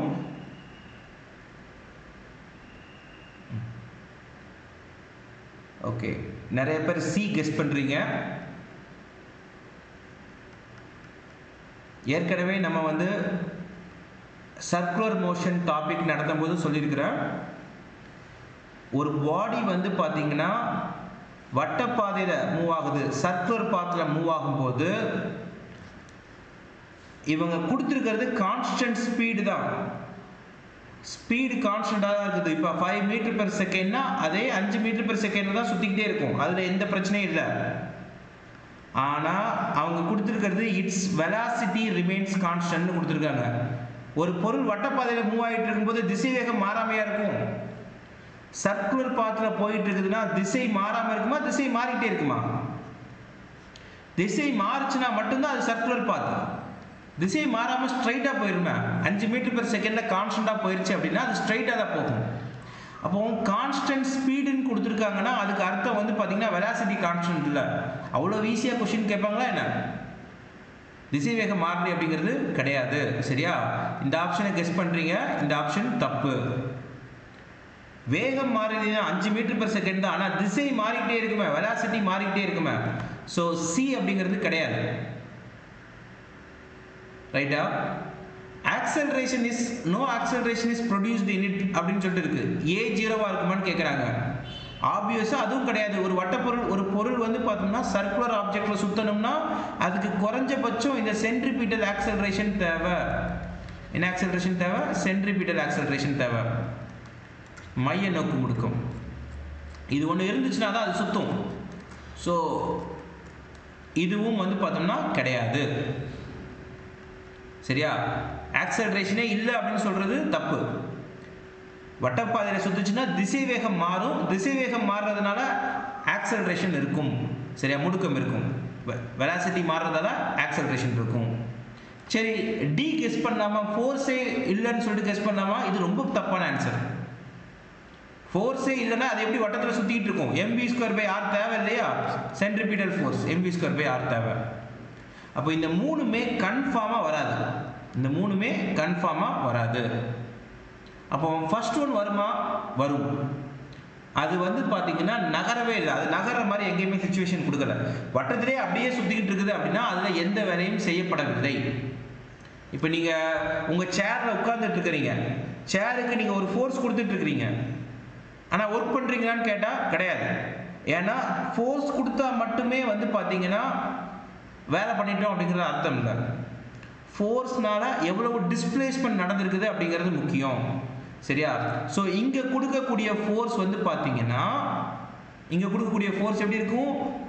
இந்த மாதிரி சென்ட்ரிபிட்டலாக தான் நம்ம என்ன பண்ணுறோம்? ஆக்சலரேஷன் இருக்குது. ஆக்சலரேஷன் எப்படி இருக்குது? சென்ட்ரிபிட்டல் ஆக்சலரேஷன் தான் இருக்குது. அப்போ ஃபோர்ஸ் வந்து நீங்கள் இப்படி தான் கொடுக்குறீங்க. டுவார்ட்ஸ் சென்டர் தான் நீங்கள் கொடுக்குறீங்க. டுவார்ட்ஸ் சென்டர் கொடுக்குறீங்க அப்படின்னா அது வெர்டிக்கல் ஃபோர்ஸ், செங்குத்து விசை. ஒரு சேரில் நீங்கள் உட்கார்ந்துட்டு இருக்கும்போது என்ன வேலைன்னு கேட்கறதுக்கு சமம் இந்த கேள்வி. ஒரு சேரில் நான் உட்கார்ந்துட்டு இருக்கும்போது நான் விசை கொடுக்குறேன் அப்படிங்கிறதால நான் வேலை செஞ்சுட்டேன்னு அர்த்தமா? இல்லை. சரியா? No work is done on it. ஏன்னா டிஸ்பிளேஸ்மெண்ட் அப்படிங்கிறது கிடையாதுங்க. ஸோ ஆப்ஷன் என்ன? ஏ. சரியா? ஸோ சர்க்கிளில் மூவ் ஆகும்போது மைண்டில் இது கிளியராக இருக்கணும். சரியா? ஆப்ஷன் என்ன? ஏ. அடுத்த கொஸ்டின் போலாமா?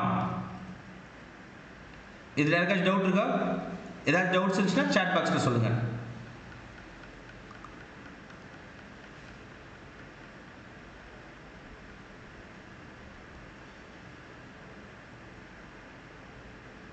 ஓகே, அடுத்தது போலாம்.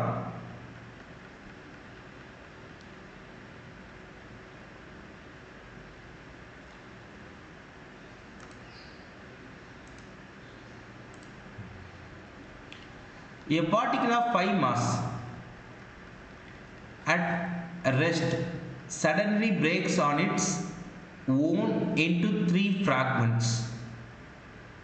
2 fragments of mass m each move along mutually perpendicular direction with speed v each. The energy released during the process என்னன்னு கேக்குறாங்க.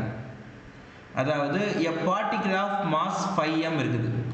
5m அப்படிங்கிற நிறை இருக்கக்கூடிய ஒரு பார்ட்டிகிள், ஒரு துகள், 5m நிறையுடைய துகள் திடீர்னு என்ன ஆகுது அப்படின்னா வெடிச்சு செதறுது. எப்படி செதறுதுன்னா 3 பகுதிகளாக வெடிச்சு செதறுது. சரியா? அதன் 3 பகுதிகளாக சிதறுகிறது. ஸோ அது இனிஷியலாக எப்படி இருக்குதுன்னா ஓய்வில் இருக்குதுன்னு கொடுத்துருக்காங்க. ஓய்வில் இருக்கக்கூடிய ஓகே, ஓய்வில் இருக்கக்கூடிய 5m நிறையுடைய துகள் அதன் 3 பகுதிகளாக சிதறுகிறது. அதுல 2 fragments of mass m. சரியா? m நிறையுடைய 2 துகள்கள், 2 பகுதிகள்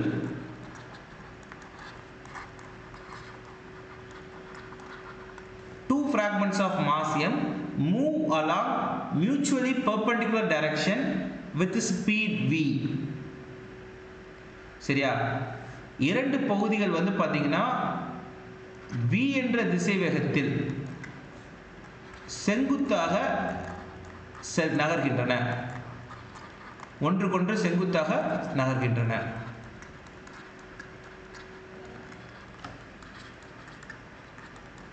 ஒன்றுக்கொன்று செங்குத்தாக நகர்கின்றன. இப்போ என்ன கேட்குறாங்க? இந்த ப்ராசஸில் இருக்கக்கூடிய ஆற்றல் என்ன அப்படின்னு சொல்லிட்டு கேட்குறாங்க. மொத்த ஆற்றல், இந்த செயலில் நடந்த மொத்த ஆற்றல் அப்படிங்கிறது தான் கேள்வியாக இருக்குது.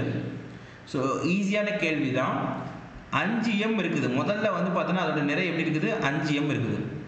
இந்த 5m வந்து பார்த்தீங்கன்னா 2ஆக வெடிச்சு செதறுது. 2ஆக வெடிச்சு செதறுது. அதில் வந்து பார்த்தோம்னா எப்படி வெடிச்சு செதறுதுன்னு சொல்கிறாங்கன்னா, சரி 3ஆக வெடிச்சு செதறுது. 5m வந்து பார்த்தீங்கன்னா 3ஆக வெடிச்சு செதறுது. இங்கே போட்டுக்கலாம்.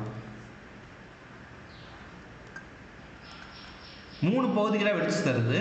அதில் 2 பகுதிகள் 2 ஃப்ராக்மெண்ட்ஸுக்கு வந்து பார்த்தோன்னா சேம் மாஸ் தான் இருக்குது. அவங்க எப்படி போகிறாங்க அப்படின்னா ஒன்றுக்கு ஒன்று பெர்பெண்டிகுலராக போகிறாங்க. ஒருத்தர் இப்படி போகிறான்னா இன்னொருத்தர் இப்படி போகிறான். ஸோ இங்கேருந்து போகிறவன் ஒரு மாஸ் எம், இங்கேருந்து போகிறவன் இன்னொரு மாஸ் எம். இவன் விங்கிற ஸ்பீடில் போகிறான், இவனும் விங்கிற ஸ்பீடில் தான் போகிறான். மூணாவது இருக்கிறவன் எப்படி போகிறான்னு நமக்கு தெரியாது. மூணாவது இருக்கிறவன் எப்படி போகிறான்னு நமக்கு தெரியாது. அவனோட ஸ்பீடு என்னன்னு நமக்கு தெரியாது. சரியா, அதை நம்ம கண்டுபிடிச்சிக்கலாம். இப்போ மொத்தமாக இதில் எவ்வளோ எனர்ஜி ரிலீஸ் ஆகுதுன்னு கேட்குறாங்க. சரியா, எனர்ஜி ரிலீஸ் ஆகுதுன்னு கேட்குறாங்கன்னா எனர்ஜின்னு கேட்கும்போது யார் எப்படி போனாலும் எனக்கு பிரச்சனை இல்லை. ஒவ்வொருத்தங்களும் எவ்வளோ மாஸ், ஒவ்வொருத்தனோட மாஸ் என்ன, முதல் ஆளோட மாஸ் என்ன, முதல் ஆளோட ஸ்பீடு என்ன, ரெண்டாவது ஆளோட மாஸ் என்ன, ரெண்டாவது ஆளோட ஸ்பீடு என்ன, மூணாவது ஆளோட மாஸ், மூணாவது ஆளோட ஸ்பீடு. இது போட்டிங்க அப்படின்னா மொத்தமாக எவ்வளோ எனர்ஜின்னு கிடச்சிடும். ஏன்னா வெடிச்சு செதறி ஆரம்பத்தில் ரெஸ்ட்டில் இருக்காங்க, வெடிச்சு செதறி ஒவ்வொரு டைரக்ஷனில் போகிறாங்க. ஸோ எனர்ஜின்னு கேட்கும்போது டைரக்ஷன் முக்கியம் இல்லை. ஒவ்வொருத்தவங்களும் என்னென்ன ஸ்பீடில் போகிறாங்களோ அதை ஆட்டோமேட்டிக்காக என்ன பண்ணுறோம், ½ mv² போட்டு ஆட் பண்ணிடுறோம். இதில் இந்த ஃபஸ்ட்டு 2 ஆள் எந்த பிரச்சனையுமே இல்லை. ஏன்னா மாஸ் வந்து எம், வி வந்து ஒரே ஸ்பீடு தான், ½ mv².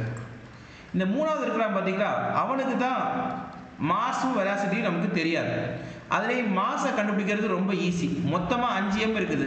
இந்த சைடு ஒரு m போயிடுச்சு, இந்த சைடு ஒரு m போயிடுச்சு அப்படின்னா மிச்சம் எத்தனை m இருக்கும், 3 m இருக்கும். ஸோ m1 வந்து பார்த்தீங்கன்னா m, m2வும் m அப்படின்னா m3 என்னவா இருக்கும், 2 m கலந்துக்குச்சு அப்படின்னா மிச்சம் 3 m இருக்கும். 5 கிலோவில் இங்கே 1 கிலோ இங்கே 1 கிலோ போயிடுச்சுன்னா மிச்சம் 3 கிலோ இருக்கும். அவ்வளோதான். V3யை கண்டுபிடிக்கணுமே, அதுக்கு என்ன வழி, இந்த மாதிரி ஒரு மாஸ் வந்து இன்னொரு மாஸாக வந்து பார்த்தோன்னா வெடிச்சு சதறிச்சு அப்படின்னாலோ, இல்லை ஒரு மாஸ் இன்னொரு மாஸில் போய் மோதிச்சு அப்படின்னாலோ, நீங்கள் ஃபஸ்ட்டு மைண்டில் கொண்டு வர வேண்டிய சுச்சுவேஷன் என்ன அப்படின்னு பார்த்தீங்கன்னா law of conservation of momentum. Law of conservation of momentum, உந்த அழிவின்மை விதியை எடுத்துகிட்டு வரணும். உந்த அழிவின்மை விதி, law of conservation of momentum.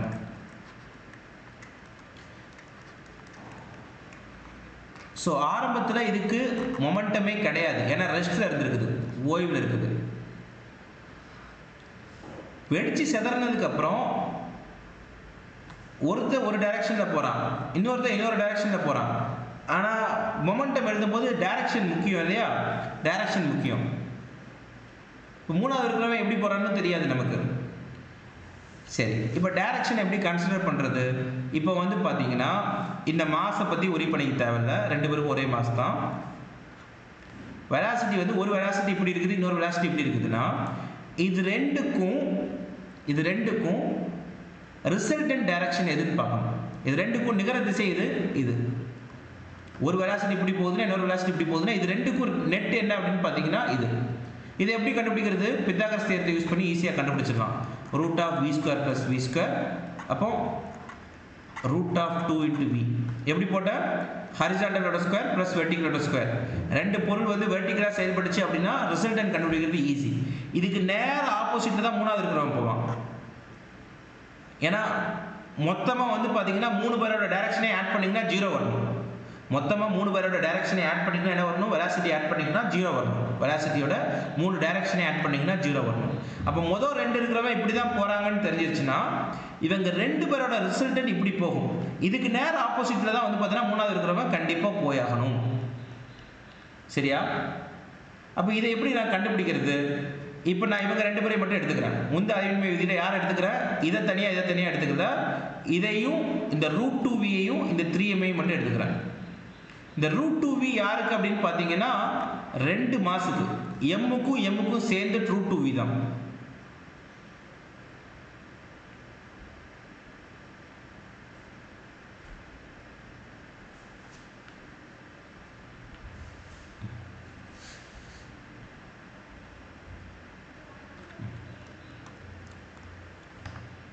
பார்த்தீங்கன்னா தெரியும்,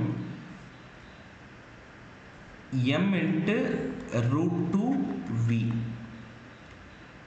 ப்ளஸ் இது எப்படி போகுது, இப்படி போகுது 3m இதோட ஸ்பீட் தெரியாது, அதாவது v3 வச்சுக்கோமா, v3.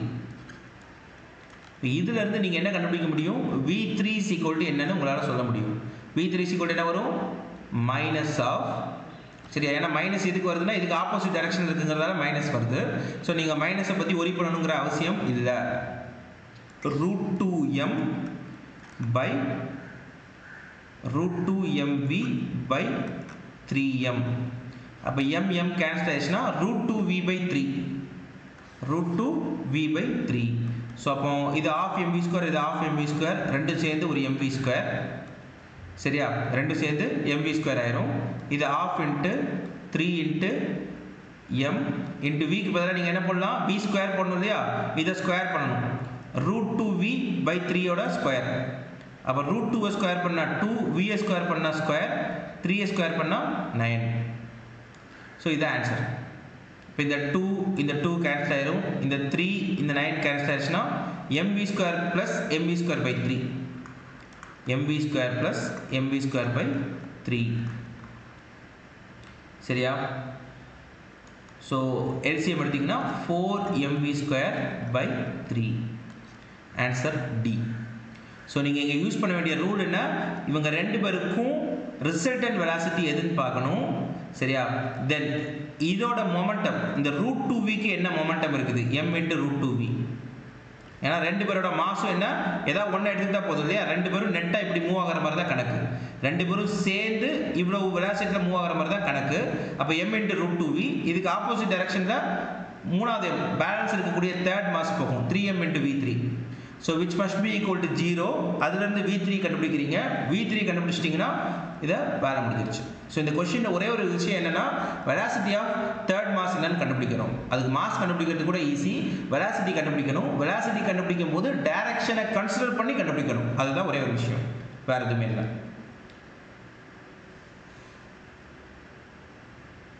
இந்த கேள்வி புரிஞ்சுதா?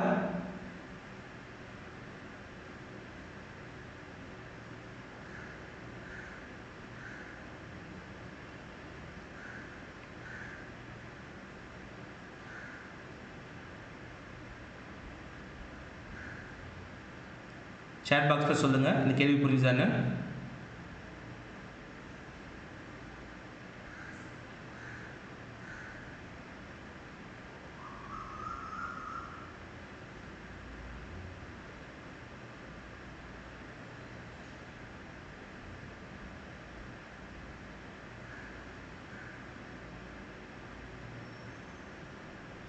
clear, okay, clear.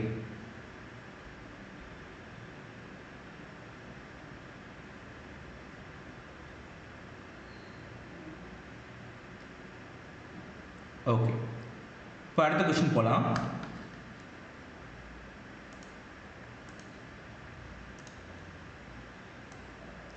அடுத்த क्वेश्चन கிட்டத்தட்ட அதே மாதிரியான ஒரு கேள்விதான்.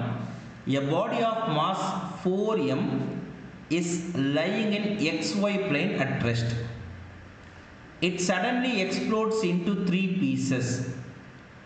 Two pieces each of mass m move perpendicular to each other with equal speeds. The total kinetic energy generated due to the explosion. அதாவது சேம் क्वेश्चन தான்.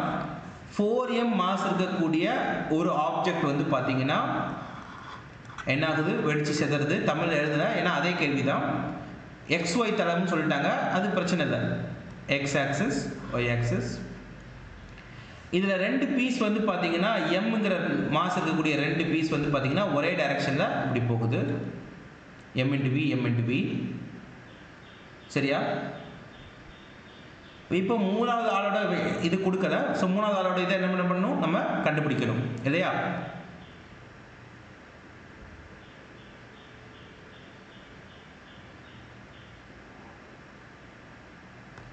இப்போ இங்கே பார்த்தீங்கன்னா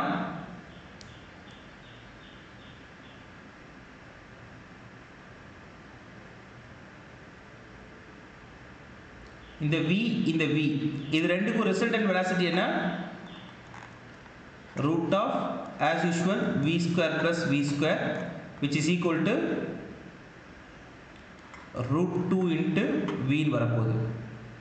இதுவும் vங்கிற ஸ்பீடில் தான் போகுது, இதுவும் vங்கிற ஸ்பீடில் தான் போகுது. ஸோ மூணாவது இருக்கிறவன் as usual இதுக்கு அப்படியே ஆப்போசிட் டைரக்ஷனில் போவான். அவனோட மாஸ் வந்து பார்த்தீங்கன்னா 2m, அவனோட வெலாசிட்டி v3ன்னு வச்சுக்கோங்க. இப்போ V3 is equal to நீங்கள் என்ன கண்டுபிடிக்கலாம், mass into root 2V is equal to 2m into V3. ஏன்னா இந்த root 2V அப்படிங்கிறதுல mங்கிற மாஸ் போகிறதாகவும் இந்த 2m அப்படிங்கிற மாஸ்ல V3 அப்படிங்கிற ஸ்பீடில் போகிறதாகவும் நீங்கள் கன்சிடர் பண்ணிக்கலாம், which is equal to 0. இதில் இருந்து ஏன்னா கன்சர்வேஷன் ஆஃப் மொமெண்டமை டைரெக்டாக அப்ளை பண்ணிட்டேன், போன சம்மில் பார்த்தா அதே சுச்சுவேஷன் தான். அப்போ V3 is equal to என்ன வரும், இந்த m கேன்சல் ஆயிடுச்சுன்னா 2/√2 வரும், -2/√2V அப்படின்னு சொல்லிட்டு வரும். இதான் √2V/2 வரும் இல்லையா, √2V/2. So which is equal to -V/√2. இதான் என்ன, V3 ஓட ஸ்பீட். இப்போ கைனடிக் எனர்ஜி கேட்குறாங்க. ஸோ நீங்கள் என்ன பண்ணலாம், ஈஸியாக கண்டுபிடிச்சிடலாமா. ஃபர்ஸ்ட் இருக்கிறதுக்கு ஒரு 12mv², செகண்ட் இருக்கிறதுக்கு ஒரு 12mv², தேர்ட் வந்து பார்த்தீங்கன்னா 4mல இந்த சைடு ஒரு mv போயிடுச்சு, இந்த சைடு ஒரு mv போயிடுச்சு, மிச்சம் இருக்கிறது 2m. அப்போ 2m into half into 2m into v என்ன, v/√2 ஸ்கொயர் பண்ணிங்கன்னா v²/2. அப்போ இது வந்து பார்த்தீங்கன்னா ஒரு mv², இது ஒரு 2 கேன்சல் ஆச்சுன்னா இது ஒரு mv²/2. So mv² + mv²/2 which is 3/2 mv². இதுதான் ஆன்சர். சரியா. ஸோ போன இதில் பார்த்தா அதே கேள்வி தான், இதில் எந்த டவுட் வித்தியாசமுமே இல்லை, சேம் கொஸ்டின். அங்கே 5m கொடுத்துருக்காங்க, இங்கே 4m கொடுத்துருக்காங்க. சரியா, மற்றபடி வேற எந்த டிஃப்ரென்ஸும் கிடையாது. ஐ திங்க் இது புரிஞ்சிருக்குன்னு நினைக்கிறேன். அடுத்த கொஸ்டின் போகலாம்.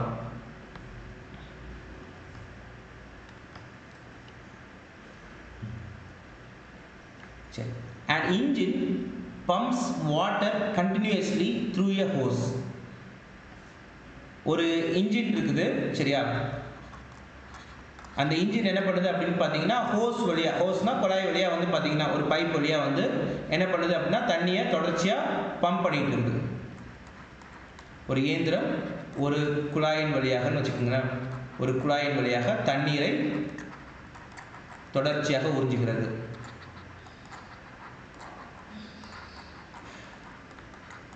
தொடர்ச்சியாக உறிஞ்சுகிறது.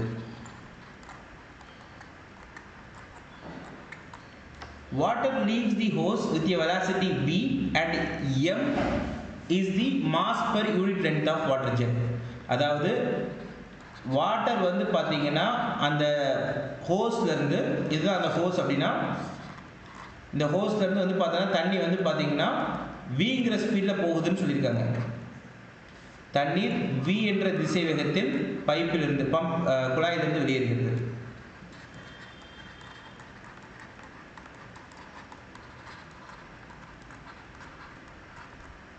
குழாயிலிருந்து வெளியேறுகிறது. m என்பது ஓரலகு நீளத்திற்கான அதோட நிறை. m is the என்ன total mass per unit length. அதுதான் இங்கே முக்கியமான விஷயம். m அப்படிங்கிறது மாஸ் கிடையாது, ஒரு யூனிட் லென்த்துக்கு அந்த பைப்போட லென்த் வந்து பார்த்தீங்கன்னா என்னடா அந்த தண்ணி வருது பார்த்தீங்களா, இப்படி பீச்சிக்கிட்டு வரும். இப்படி பீச்சிக்கிட்டு வரும்போது இது வந்து 1 மீட்டர் லென்த்தில் இருந்துச்சு அப்படின்னா அதுக்கு இருக்கக்கூடிய மாஸ் தான் m. ஸோ மொத்தமாக எவ்வளோ நீளம் போகுதோ அவ்வளோ நீளத்துக்கு தகுந்த மாதிரி மாஸ் இருக்கும். ஸோ ஸ்மால் m அப்படிங்கிறது என்னன்னா கேபிட்டல் M/L. m என்பது ஓரலகு நீளத்திற்கான நிறை. ஓரலகு நீளத்திற்கான நிறை. சரியா. இப்போ என்ன கேட்குறாங்க, what is the rate at which kinetic energy is imparted to water. அதாவது என்ன வீதத்தில் வந்து பார்த்தீங்கன்னா கைனடிக் எனர்ஜி வந்து பார்த்தோன்னா அதுக்கு மேலே செலுத்தப்படும் அப்படிங்கிறது தான் கேள்வி. ஸோ ரேட் ஆஃப் கைனடிக் எனர்ஜின்னு கேட்குறாங்க. ரேட் ஆஃப் கைனடிக் எனர்ஜினா கைனடிக் எனர்ஜி ஒரு செகண்டுக்கு எவ்வளவு வந்து பார்த்தோன்னா அதுக்கு மேலே வந்து பார்த்தோன்னா செலுத்தப்படுகிறது அப்படிங்கிறது தான் கேள்வி. கேள்வியை புரிஞ்சுக்கணும். கைனடிக் எனர்ஜி பை டைம் தான் கேட்குறாங்க. இப்போ இங்கே நீங்கள் ஒரு விஷயத்தை ஈஸியாக இது பண்ணிக்கலாம். இந்த ½ mv² ஆன்சர் கிடையாது. ஏன்னா அவங்க கேட்குற ஆன்சர் வந்து பார்த்தீங்கன்னா rate at which kinetic energy is imparted. அதாவது இயக்க ஆற்றல் எந்த வீதத்தில் அந்த தண்ணீரின் மீது செயல்படுத்தப்படும் அப்படிங்கிறத கேட்குறாங்க. எந்த வீதத்தில்னு கேட்குறாங்கன்னா kinetic energy by time. Unit வந்து பார்த்தீங்கன்னா ஜூல் பெர் செகண்ட் இருக்கணும். அப்போ அந்த லாஜிக் படி ஆஃப் mv ஸ்கொயர் அப்படிங்கிறது ஜூலில் தான் இருக்கும். சரியா? இந்த m ஸ்கொயர் v ஸ்கொயரும் எதில் தான் இருக்கும்? அதே ஜூலு எக்ஸ்ட்ரா ஒரு கிலோகிராம் சேர்ந்துருக்குது. m தான் எக்ஸ்ட்ரா சேர்ந்துருக்குது. சரியா? அப்போ எய்தர் ஏயா இருக்கணும் இல்லைன்னா டியா இருக்கணும். இது ரெண்டு தான் ஆப்ஷன். இதை எப்படி கண்டுபிடிக்கிறது அப்படின்னா, இதை எப்படி கண்டுபிடிக்கிறது? எனக்கு கைனடிக் எனர்ஜிக்கு யூஸ்வலாக என்ன ஃபார்முலா அப்படின்னா ஆஃப் mv ஸ்கொயர். இப்போ கைனடிக் எனர்ஜி பை டைம் தான் கேட்குறாங்க அப்படின்னா half mv square by T தான் கேட்குறாங்க. ஸோ இது m அப்படிங்கிறது நான் டோட்டல் மாஸ் தான் பற்றி பேசுகிறேன். m அப்படிங்கிறது என்ன? Total mass. அப்போ ஆஃப் இன்ட்டு டோட்டல் மாஸ் அப்படிங்கிறது யாருன்னா எனக்கு ஓரளவு நேரத்திற்கு ஒரு யூனிட் லென்த்துக்கு என்ன மாஸோ இன்ட்டு எல் போட்டால் கிடச்சிடும். ஸ்மால் m இன்ட்டு எல் போட்டால் எனக்கு கிடச்சிடும் by V square by T. So அப்போ ஆஃப் எம் எல் பை டிங்கிறது யாரு? Length by time. எவ்வளோ வேகமாக வந்து பார்த்தோன்னா அந்த லென்த்தை கிராஸ் பண்ணுது அப்படிங்கிறது யாரு? It is V. அப்போ வி இன்ட்டு வி ஸ்கொயர். அப்போ என்ன? Half M V cube. இதுதான் ஆன்சர். ஸோ நீங்கள் யூனிட்டை வச்சே முடிவு பண்ண முடியும். இதுக்கு mv கியூப் அல்லது ஆஃப் mv கியூப் தான் ஆன்சராக இருக்கணும். ஸோ இங்கே வந்து பார்த்தீங்கன்னா without doubt you can easily write half mv cube. இங்கே ஒரே ஒரு ஹிண்ட் என்ன? m அப்படிங்கிறது மொத்த மாஸ் கிடையாது, ஒரு யூனிட் லென்த்துக்கு மாஸ் தான் m. அப்போ டோட்டல் மாஸ் அப்படிங்கிறது m இன்ட்டு எல்னு வரும். அந்த ஒரு ஹிண்ட் தான் இங்கே கொடுத்துருக்காங்க. மற்றபடி இது வந்து எந்த விதத்துலையும் டிஃப்ரெண்டான கொஸ்டின் தான் இதுதான். சரியா? இந்த கேள்வி புரியுதா?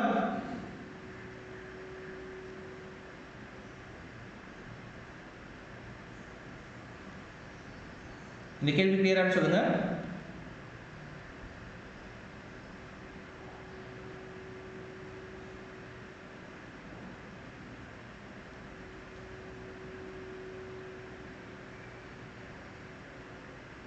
Okay, clear.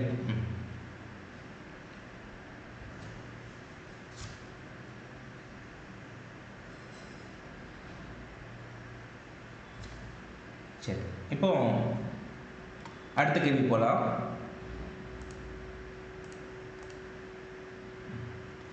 A cell of mass 200 gram is ejected from gun of mass 4 kg by an explosion that generates 1.05 kilojoule of energy.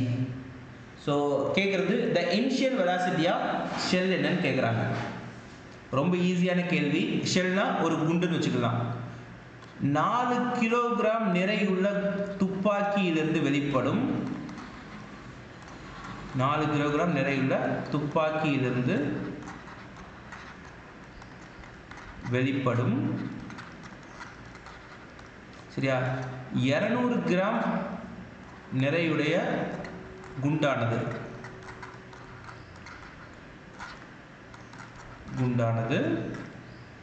சரியா, குண்டுன்னு சொல்ல தேவையில்ல, ஒரு செல் என்ன பண்ணுது அப்படின்னு பார்த்தீங்கன்னா வெடிச்சு 1.05 கிலோஜூல் ஆற்றலை வெளிவிடுகிறது. அது வெடிக்கும் போது வந்து பார்த்தீங்கன்னா அது புல்லட்லேருந்து வெளியே வரும்போது அதனால் கொடுக்கக்கூடிய அந்த துப்பாக்கிலேருந்து வெளியே வரும்போது அது கொடுக்கக்கூடிய எனர்ஜி எவ்வளவு? 1.05 கிலோஜூல். இப்போ வந்து பார்த்தீங்கன்னா அந்த ஷெல்லோட இனிஷியல் வெலாசிட்டி என்னன்னு கேட்குறாங்க. அந்த குண்டோட தொடக்க திசைவேகம் என்ன அப்படின்னு சொல்லிட்டு கேட்குறாங்க. ஸோ எகெயின் ரொம்ப ஈஸியான கேள்வி தான். தொடக்க திசைவேகம் ஏன்னா எனக்கு வந்து மொத்தமாக எவ்வளவு கைனடிக் எனர்ஜி ஜென்ரேட் ஆகும்னு சொல்லிட்டு கொடுத்துட்டாங்க. டோட்டலாக எவ்வளவு கைனடிக் எனர்ஜி வந்துருக்குதுன்னு சொல்லிட்டாங்க. அதுதான் 1.05 கிலோஜூல்.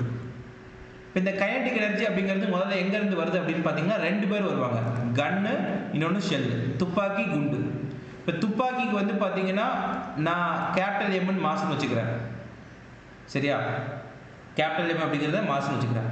புல்லட்டுக்கு ஸ்மால் எம்னு வச்சுக்கிறேன், இல்லாட்டா ஷெல் இல்லையா, புல்லட்டுன்னு சொல்லுவாங்கன்னா ஷெல். ஷெல்லுக்கு வந்து பார்த்தீங்கன்னா ஸ்மால் எம். இப்போ டோட்டல் கைனடிக் எனர்ஜி அப்படின்னா என்ன அர்த்தம்? Half into M into V square plus half into M into capital M.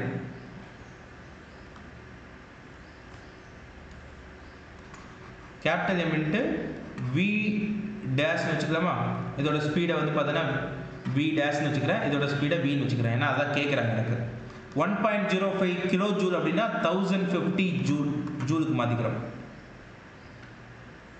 இப்போ அவங்க கேட்குற கேள்வி வந்து எதை பொறுத்து இருக்குது அப்படின்னு பார்த்தீங்கன்னா, எனக்கு புல்லட்டுக்கு தான் கேட்குறாங்க இல்லையா? புல்லட்டுக்கு தான் கேட்குறாங்க.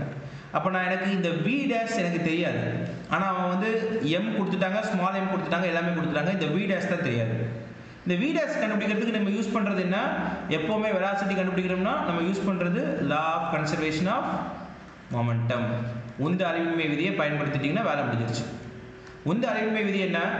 ஆரம்பத்தில் துப்பாக்கி வந்து பார்த்தீங்கன்னா கேபிட்டல் எம் அப்படிங்கிற மாஸில் இருக்கும். அதுக்கு ஒரு ஸ்பீடு வி டேஷ் அப்படின்னா அது புல்லட்டுக்கு வந்து பார்த்தோன்னா மொமெண்டத்தை கொடுக்குறது அதுதான். துப்பாக்கியோட உந்தம் தான் புல்லட்டுக்கு போகும். என்ன மைனஸில் போகும், நமக்கு அதை பற்றி இங்கே கவலை இல்லை. துப்பாக்கியோட மொமெண்டம் எவ்வளவோ, சரி, கன்னோட மொமெண்டம் எவ்வளவோ, துப்பாக்கியோட உந்தம் எவ்வளவோ அதுதான் ஷெல்லோட மொமெண்டத்துக்கு ஈக்குவலாக இருக்கும், குண்டோட உந்தத்துக்கு ஈக்குவலாக இருக்கும். அப்போ இதுலேருந்து நீங்கள் V dash is equal to M by capital M into வின்னு போட்டுக்கலாம். ஸோ அதை இங்கே சப்ஸ்டியூட் பண்ணிட்டீங்கன்னா உங்களுக்கு ஆன்சர் வந்துடும். ஆஃப் இன்ட்டு எம்முக்கு பதிலாக வந்து பார்த்தீங்கன்னா என்ன 200 கிராம் தானே? 200 கிராம்னா 0.2 கிலோகிராம். கிலோகிராமுக்கு மாற்றணும், 200 கிலோகிராமுக்கு மாற்றணும். வி ஸ்கொயர் தான் தெரியாது, அதை தான் கேட்குறாங்க. ப்ளஸ் ஆஃப் இன்ட்டு எம் எவ்வளோ, கேபிட்டல் எம் எவ்வளோ, துப்பாக்கிக்கு 4 கிலோகிராம் 4 kg. வி டேஷுக்கு பதிலாக என்ன போடலாம் அப்படின்னா M into V by capital M போடலாமா? அப்போ எம் இன்ட்டு வினா எம் என்ன? M square V square by capital M square which is equal to 1050. ஸ்கொயரில் இருக்குது சரியா? சிம்பிளாக இதே கேன்சல் பண்ணிட்டு போயிடக்கூடாது. ஸோ இங்கே வந்து பார்த்தீங்கன்னா இதையும் கேன்சல் பண்ணிங்கன்னா இது 0.1. அப்போ 0.1 வி ஸ்கொயர். இது ரெண்டையும் கேன்சல் பண்ணிங்கன்னா இங்கே 2 வரும்.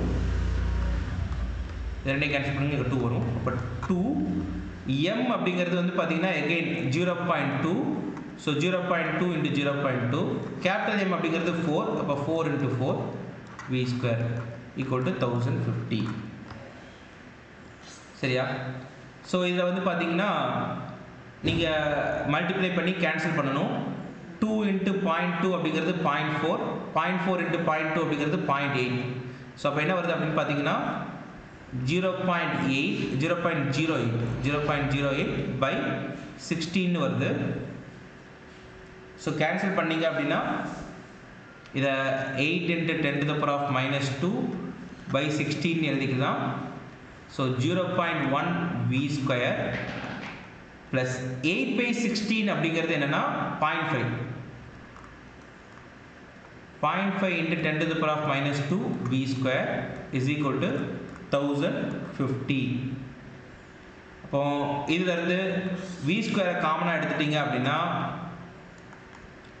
0.1 plus 0.5 into 10 to the power of -2 0.005 equal to 1050. So v square is equal to 1050 divided by 0.1005. பார்த்தீங்கனாலே தெரியும், கேன்சல் பண்ணிங்கன்னா கரெக்டாக வந்து பார்த்தீங்கன்னா 0.1 தானே, 0.105 பாருங்கள். இது 105, இது 0.105. ஸோ 100. அப்போ வி ஸ்கொயருங்கிறது என்ன வரும்? 100 மீட்டர் பெர் செகண்ட் வருது.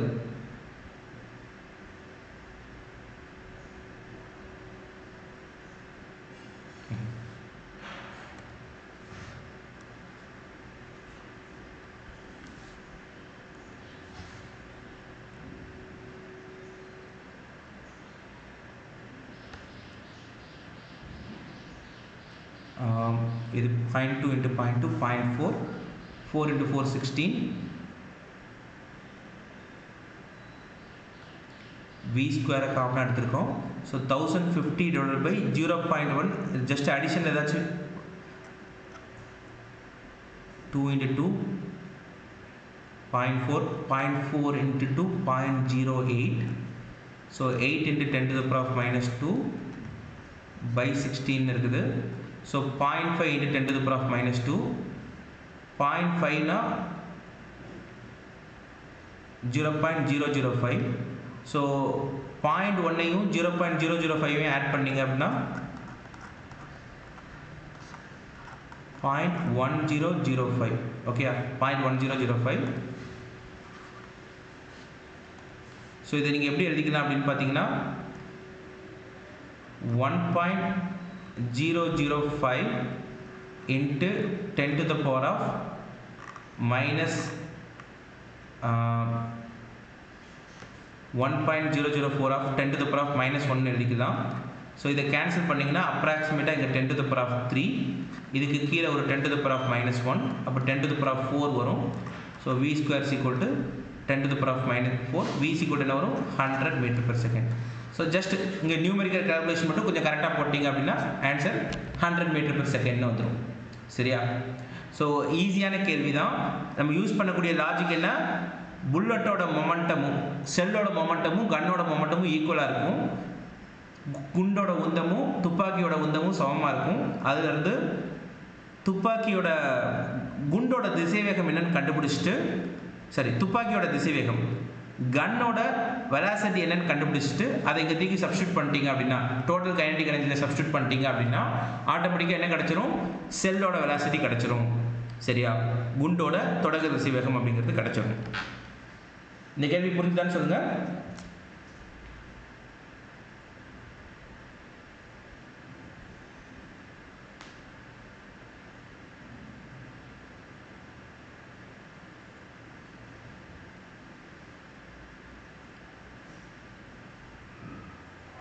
இந்த கேள்வி புரிஞ்சுதான்னு சொல்லுங்க.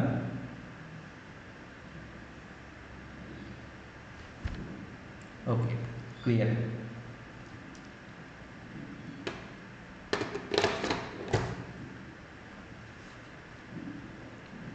ஓகே, ஸோ இப்போ நம்ம வந்து பார்த்தீங்கன்னா ஃபர்ஸ்ட் செட் ஆஃப் கொஷின்ஸ் இந்த லெசன்லேருந்து பார்த்துட்டோம். ஸோ அடுத்த செஷனில் செகண்ட் செட் ஆஃப் கொஷின்ஸ் பார்க்கலாம். அதில் மேஜராக வந்து பார்த்தீங்கன்னா கொலிஷன்லேருந்து வந்து பார்த்தீங்கன்னா நிறைய கேள்விகள் இருக்கும். அதாவது வந்து பார்த்தீங்கன்னா ரெண்டு பொருட்கள் ஒன்றோடு ஒன்று மோதும் போது எலாஸ்டிக் கொலிஷன் எப்படி இருக்கும், இன்எலாஸ்டிக் கொலிஷன் எப்படி இருக்கும். சரியா? மீச்சுறும் மோதல், மீச்சுறாத மோதல், இதை அடிப்படையாக வச்சு நிறைய கேள்விகள் வரும். அதை அடுத்த செஷனில் டிஸ்கஸ் பண்ணலாம். ஓகேயா? வேறு ஏதாச்சும் கேள்வினா நீங்கள் சாட் பாக்ஸில் சொல்லுங்கள்.